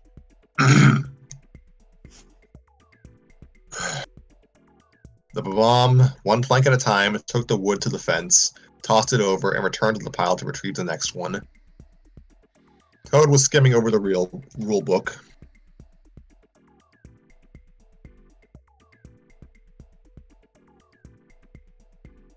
Well, it is within the instruction I gave him. He did use the hang glider to get into a pin. Parakarry and Mario took another much-needed break as Luigi was dragged across the field, trying to grab 2 orange flags sticking out from the ground. The Bomb drew the final plank over the fence and crawled onto the chain links to build his pen. Luigi grabbed his second flag seconds before the pig stopped in front of the large pile of pig feed. Luigi ran over to the landing zone and began to flail the flags around. Parakarry, after recovering some strength from the break, took the next round of planks to the pig pen. Mario continued resting. The Bob-omb, for his part, finished half of his pig pen. Parakarry, after counting his 17 planks, ran to retrieve the final 3. Luigi managed to flag down a 747 and climbed the ladder into the cockpit. The Bob-omb hopped into his pen after completion and started squealing pig sounds.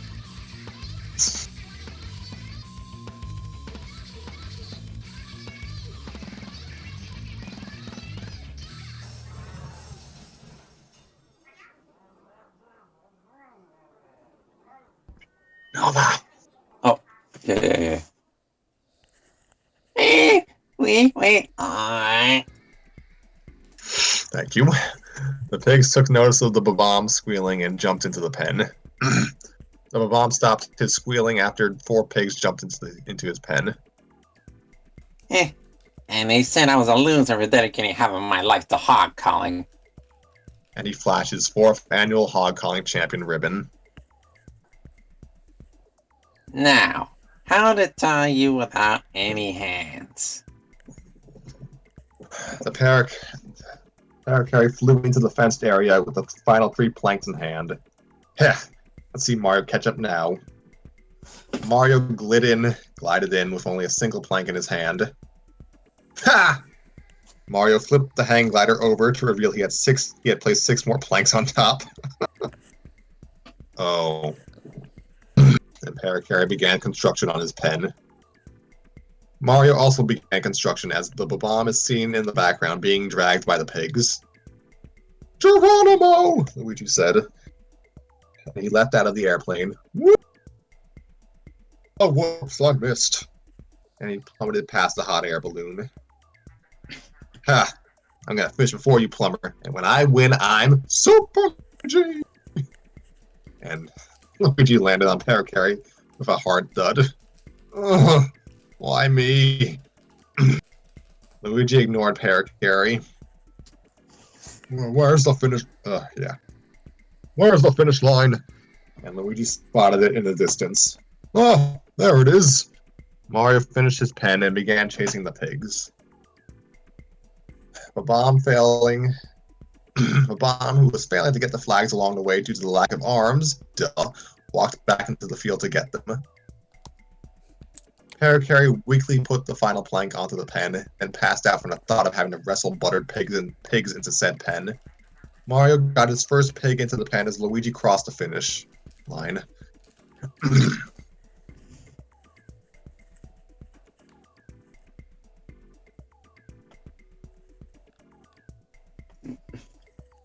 And Luigi is once again the first to cross the finish. Luigi, how are you feeling?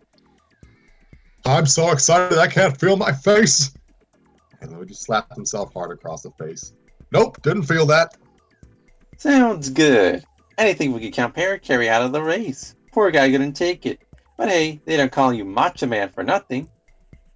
Bob-omb flagged down his plane using the flags he had gathered into his mouth, then got into the plane. Mario began to tie the pigs together as the plane took off. Well, it looks like Mario's only chance of winning would be if... Toad was interrupted as the Bob-omb's plane exploded without warning. From the fireball left Bob-omb and the pilot. Whoa! I hope the little guy makes it. Toad watched as Bob-omb missed the balloon by a large margin. Uh-oh. Parakarry feebly brought himself to his knees. Oh, what happened? Super Bob-omb! And he landed on Parakarry with a loud thud and sprinted for the finish. He's okay! And the audience cheers with release. Yeah! Toad greeted Bob-omb as he caught his breath, crossing the finish. Hey, Bob-omb! Wow! I bet you didn't expect such a thrilling finish, did you? In all honesty, I didn't expect you of all people to make it a final round.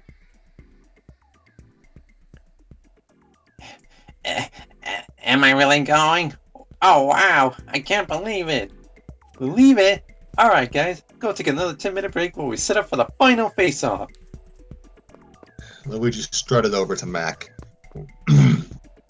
Well, Mario, this is my voice. Well, who's the lost cause now, Mac buddy? I'd say your 2 trainees that you wasted all week on. In your face! Mario finally untangled himself from feeding pigs and moped on the ground. The bomb was on his cell phone. Hey dude, guess what? Turn on your TV to channel 12. Just do it. They'll tape it and watch it later, just to turn it over to 12. Borrow the neighbor's TV then. Dude, come on. Okay, you're watching? Good. Check this out. The bomb walked in front of the cameraman. So, I'm not just there. I'm competing. No, really, keep watching. Promise to keep watching? Okay then. And the bomb closed his cell phone. Now we'll see who the adopted one is. Elsewhere, the paratrooper was watching TV. And yeah, TV just repeated the audio. Hey man. Now we'll see who the adopted one is. Thank you. Okay, yeah, gosh. Yeah, for fudge's sake. Yeah, right. And he changed it back to That 80s Show, which is actually a real show. How long's left of this story? We're almost there. Man. No.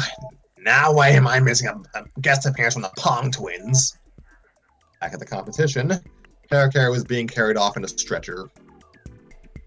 Why should I care how many fingers you're holding up? I need medical attention, not a pop quiz. Mac walked up to the stretcher.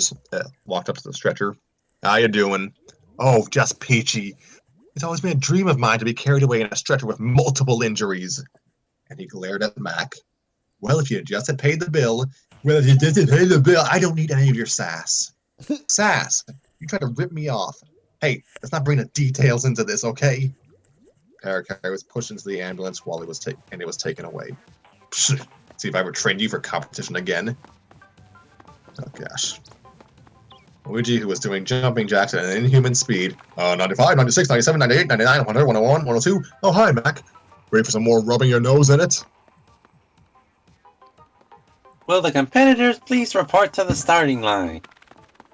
Hey, Tanner, this is what Luigi sounds like. We do have someone talking in the chat, by the way. Oh. I don't know if anyone else besides me has the chat, but... What's he saying? Hello, viewer. Dear viewer, singular. the Gary, Wait, what? Gary312X says that they have a fanfic that they've suggested. Yeah, Total Drama Equestria. Yeah, they've been trying Nice. to recommend a story reading for us. Sure, thanks. Thanks, ma'am. Apparently it's really weird. It is a crossover between Total Drama and My Little Pony. I'm just interrupting the whole reading of our story. This is the most professional episode we have ever done. This is a commercial break in the middle of the airing of the Olympics. I mean, the Macho Man contest. Yeah. See? Total Drama. Yeah, it's all connected. Total Drama Equestria is a crossover between Total Drama and MLP Friendship is Magic. It takes place between Season 5, so Total Drama All-Stars, and Season 6, Pikachu Island. Well, I will look into that and see. We'll see. So thank you, Gary. Yeah, make people sick. Yeah. Okay, hey Mario, this is what Luigi sounds like. Oh, it seems like I'm needed elsewhere right now. If you excuse me. And Luigi walked away. Luigi was feeling really good right now. But the feeling didn't last long, and Luigi was only halfway to the start before his limbs began to feel woozy. He realized that the drink was wearing off. The hiding spot was another 30 feet away from Luigi, and the energy was draining fast. Luigi quickly made for the tree, his footsteps getting heavier with every inch he traveled. His legs went out first, making Luigi drop to his knees. 15 feet to go. Luigi mustered what strength he had to drag his knees and hands through the grass. It wasn't long before it was an epic struggle within himself to keep moving, willpower disappearing rapidly. 10 feet to go. He was so close, but at the same time, so very far away. Luigi lost balance and fell onto his side, onto the inviting soft grass. Luigi fought to keep his eyes open, but it was in vain. Luigi lied motionless in the grass, poisoned by the cure itself. One last memory flashed in his mind. I've been straining these bad boys all day, though. How long does it take to adapt? Several days, even weeks. It's a slow and gradual process. And trying to cut corners would only hinder you more than it will help. How right he was. Elsewhere,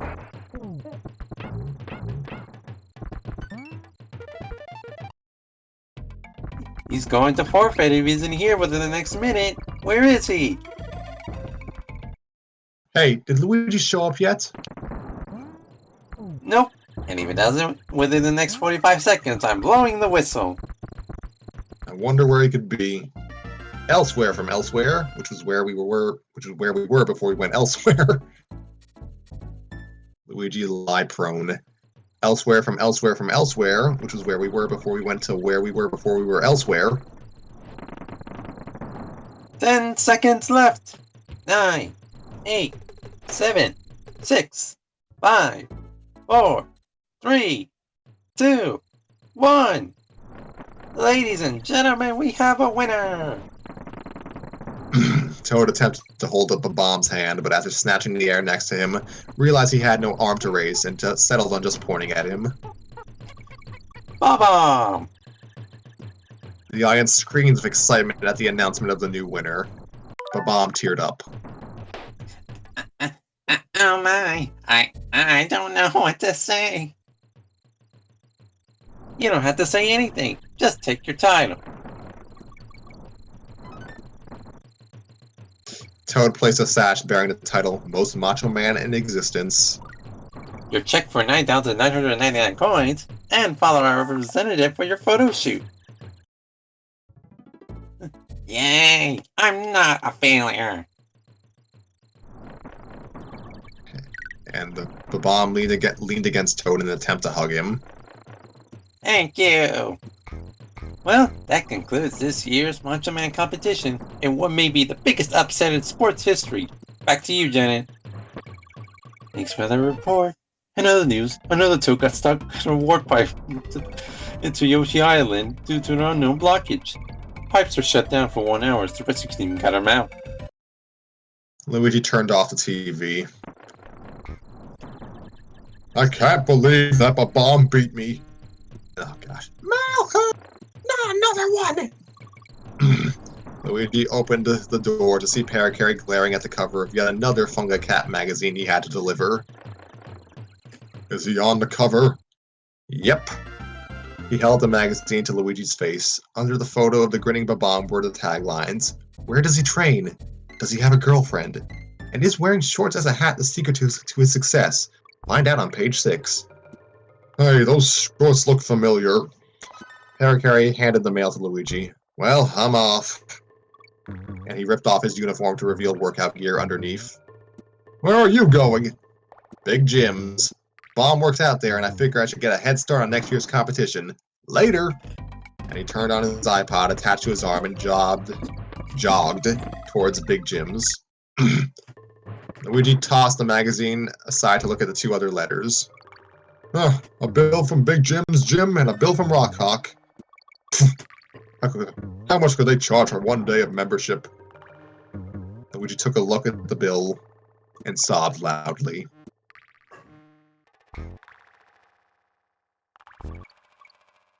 And that is the end of chapter 12. 13. Wait. No, it's 12. Okay. No, for an 11, oh, it's 13. Oh, you're confusing me. I have How many chapters are left? 7. Okay, still got a fair ways to go. I think Gary has given us a synopsis of the story.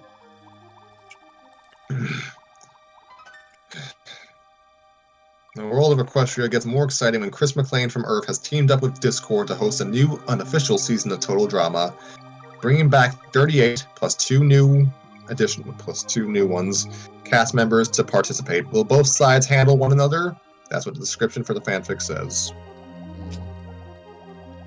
Also, I just changed to TKC for the end of this because I didn't feel like playing Splatoon anymore. Should make Nova voice Discord, just out of spite. I mean, he'd probably do a good job. Probably. Honestly, Scrappy, you would. Yeah. Oh yeah, I did read for just a comic dub we did for fun. So, yeah, maybe. That was definitely a chapter though. I wasn't expecting it to be as long as it was, but I like the idea.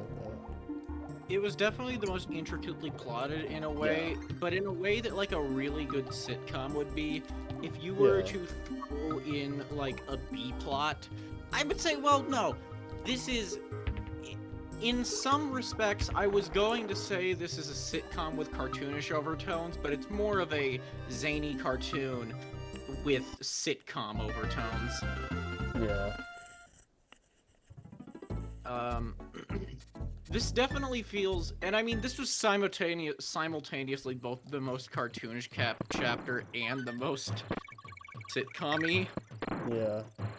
I can definitely see what you mean by like probably the most intricate chapter so far. No, it was the most. I mean, all of these feel like they are.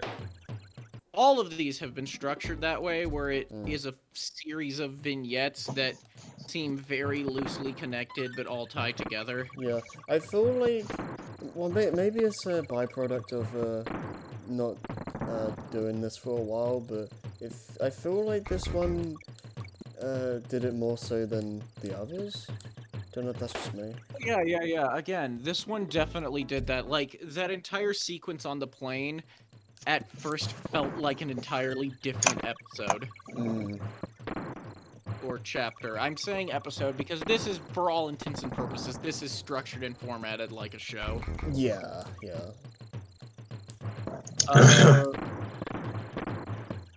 No, but My lungs.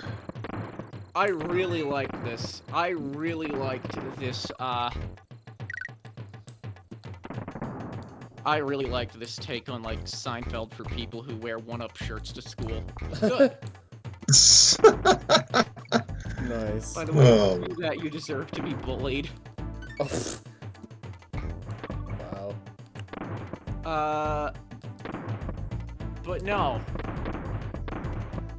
This was good. This was really solid, and it was weird because I didn't think I would enjoy it as much at first. I'd argue the first half has some jokes that I was just not a fan of. The middle half is brilliant. There's so many good jokes. Everything from when Luigi gets to the gym to when Luigi leaves. Actually, that's not entirely... I feel like Luigi at the gym was the weakest part. Just because a lot of the jokes were very typical cartoon slapstick that I can see that. I've seen a million times before. And what doesn't help is that it is in a script format. It is not animated, so you really only have the images your mind conjures up as a frame of reference. Yeah, I can see that. But I did like everything, basically everything from the encounter with the Bob-omb and the Paratroopa, who, by the way, were probably the most fun side characters we've seen in a while. Yeah. I'm surprised I don't think they show up anymore in this story, which is surprising. The adoption. Well, no, the Bob-omb did. He borrowed Luigi's pants. No, I mean like they don't show up in any other chapters. Yeah, sorry. It's so weird because, again, this is so episodic that my mind doesn't register it as a complete story. Oh dear. You know, I'm probably just gonna stop playing Batman anyway. I think the So, adoption joke. I think the bickering between the adopted Bob-omb sibling and Oh my the adopted joke, that was amazing. Skin condition. Yeah.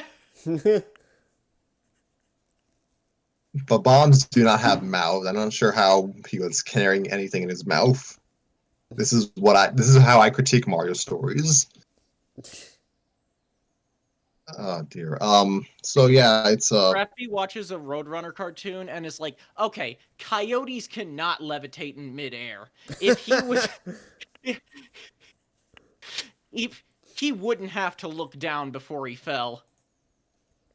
Oh god. So okay, my distressed vocal cords aside, I did enjoy the chapter. It's probably the most slow motion train wreck, and I mean that from Luigi's perspective, not for the writing. Yeah. It definitely, again, also, Luigi feels like his characterization has shifted quite a bit in a way where he feels like he has he's sort of sowing the seeds to his own defeat more. He's reaping what he sows a lot more in these chapters than he did previously. And I think your mileage may vary as to whether or not you find nice guy who gets shit on constantly funnier or someone who does kind of deserve it. I kind of prefer this because if only because it makes his character a bit more human and doesn't make him just this nice guy goody two shoes soy boy all the time. He actually feels human in the way that a lot of humans are petty and spiteful and stupid.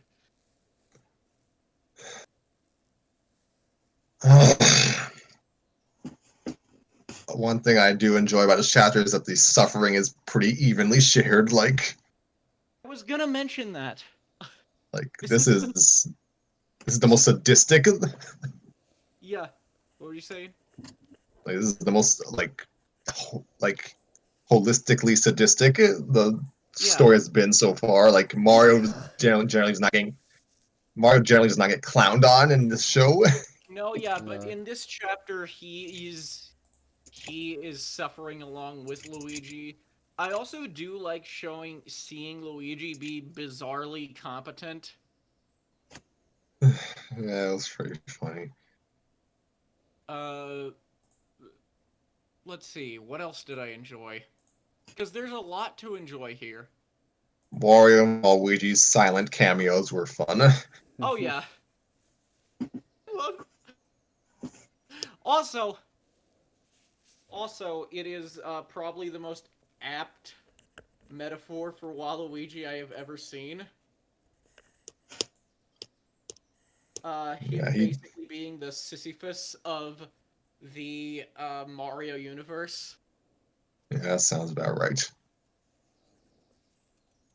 And Rock Hawk was great. Thank you, Tanner. Oh my god, this is, I would say, minus some of my lack of professionalism and apparent illiteracy, this is probably my best performance. I now know who to cast as Mr. Satan if I do a Dragon Ball Z fic. Oh shit, I could voice Hercule Satan. Also, if we do more MLP, I could voice Iron Will. Oh right, I forgot about that guy. That's because the episode he's in isn't very good. Yeah. Anyway, So, I do yeah. think we should wrap up soon because it's like stupid late now for me. Yeah, have you turned off recording?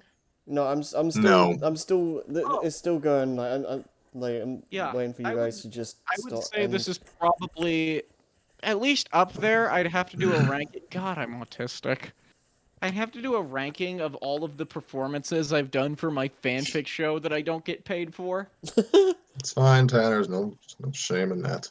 Uh, but I would probably put this up there yeah, as one of the best performances I've done.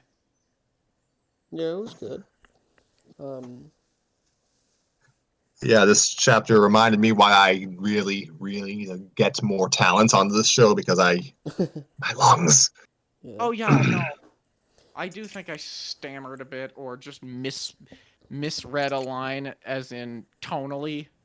yeah, It's fine. We were out of practice for like several months. Like I need to. I didn't say this at the start of the episode, but folks, I'd like to apologize for our absence. There were scheduling errors, and we have had continued problems finding people to do voices for Duel of the Fates. So everything just kind of stalled. yeah. Oh yeah. And Oh yeah. And I'm sorry that I keep moving the mic around. I shouldn't do that. I am a fucking child. You have to understand We that. it's we fine. can't really hear it.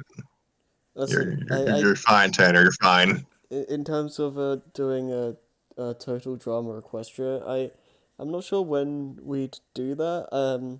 It's at the end of the day, it's down to Scrappy when we read specific stories. So And 40 competitors in the story sounds like absolute murder on all of us. So we'll have to cast appropriately. it will. I'd imagine it will be put down in the backlog at the very least. I can probably do Chris. I'm basically the Chris McLean of Storytime with Scrappy anyway. Then I guess that makes me chef. Yeah, hell yeah. Yeah. So So yeah. Nova, what are your thoughts on the chapter?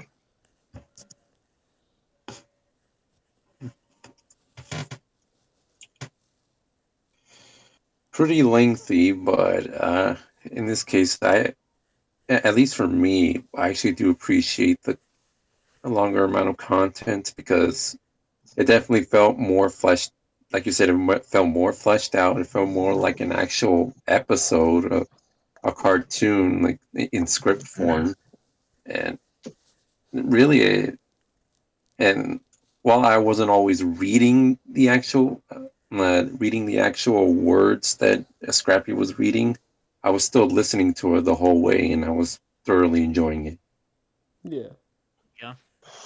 And I would say this feels.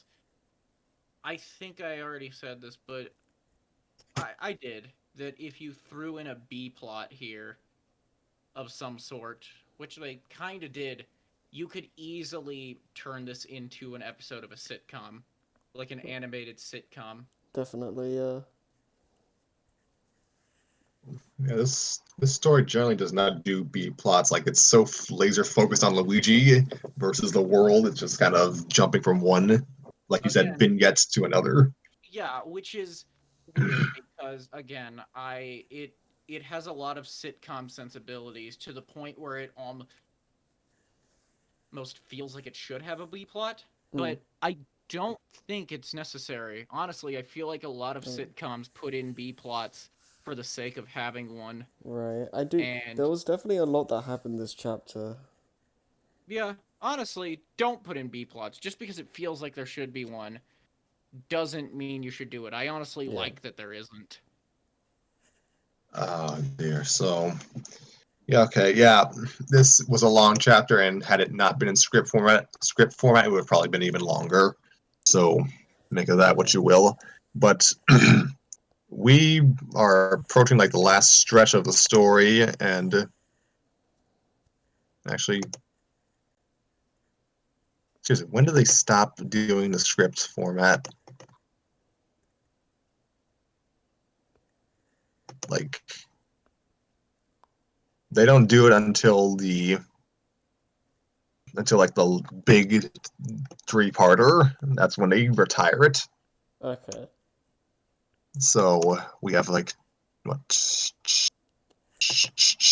what 2 more chapters of that at least. Hmm. No. Yes, 2 more chapters of that. And so I don't know when we'll return to this. Maybe next week, maybe not. Yeah, I was gonna ask, And like, when would we try to do another episode? also, if I could do Saturday if everyone else is free, but I don't know. Okay. And I I have think a schedule. I have a. Oh wait, no, that's Friday. Never mind. Yeah, I could do Saturday probably. All right then. yeah. So yeah, 14 and 15 are like I hesitate to call them a two-parter, but they're like parallel episodes. I mean, So if we I want guess to, reading them together. yeah, I was gonna say, like, if we want to just beeline for the rest of this fic, just to get it like finished finally, that'll be a good idea. Has Yeah, this like been I the would argue. longest I would story? say this is. Hmm? What? Sorry, I talk too much. No, I was gonna say, has this been the longest story we've had ongoing? I mean, Probably. Honestly, longest by virtue of it being segmented, but Yeah, yeah, just like not in terms of like how many episodes it's been, but just how long it's taken us to read it.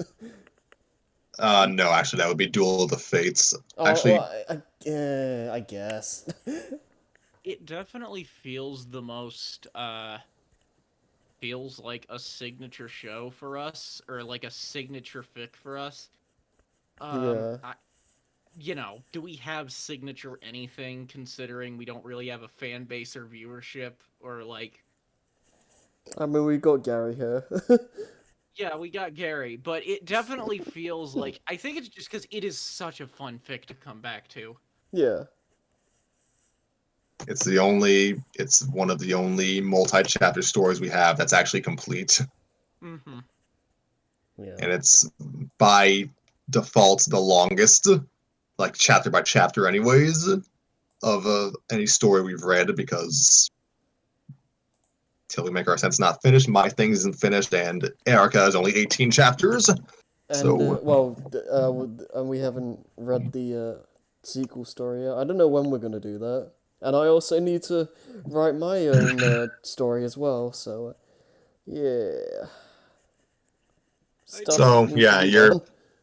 you're not getting rid of us that quickly, audience. So stay tuned. Forever.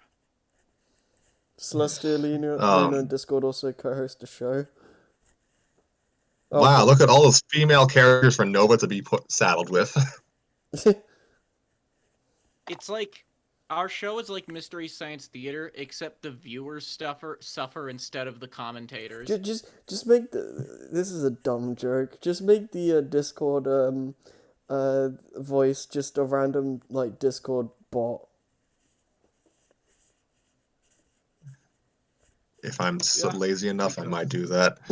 So, okay, so we will probably read chapters 14 and 15 of the story sometime within a week or so, and maybe just beeline for this for the rest of the month in July because Mm. we don't have anything else to read.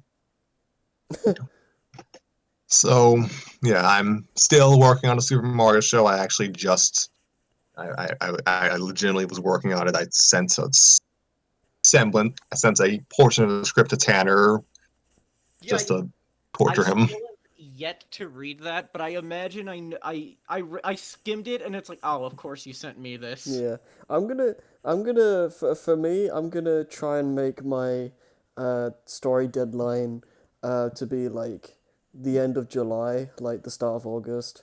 Lucky Hopefully. you. My deadline is end of June, so best of luck to me. Oh Hey, boy. Nova, would you still be down for one of those two ideas I had? Would you be down to indulge in some good old-fashioned values, as it were? The stupidest idea for fucking fic.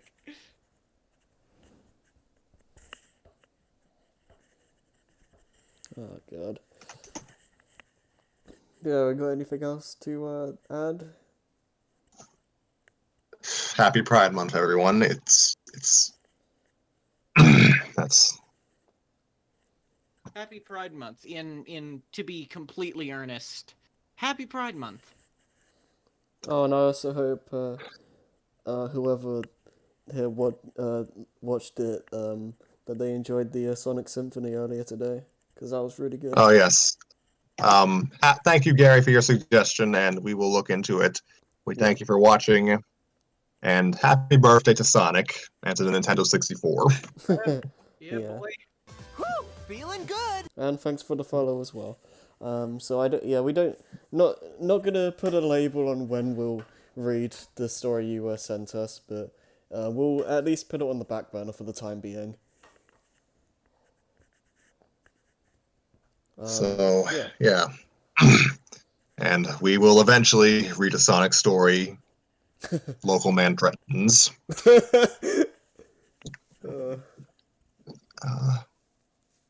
I think that's it. I have literally destroyed my lungs. And I need to go to bed.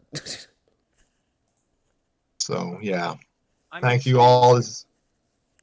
I might You might stay in chat. for a few minutes because y'all, it's just been a while since I've talked. I cut you off. I'm sorry, man. It's It has fine. been- You it has had been a things to while. do. I do enjoy doing the series with you guys. It feels good to be back to this.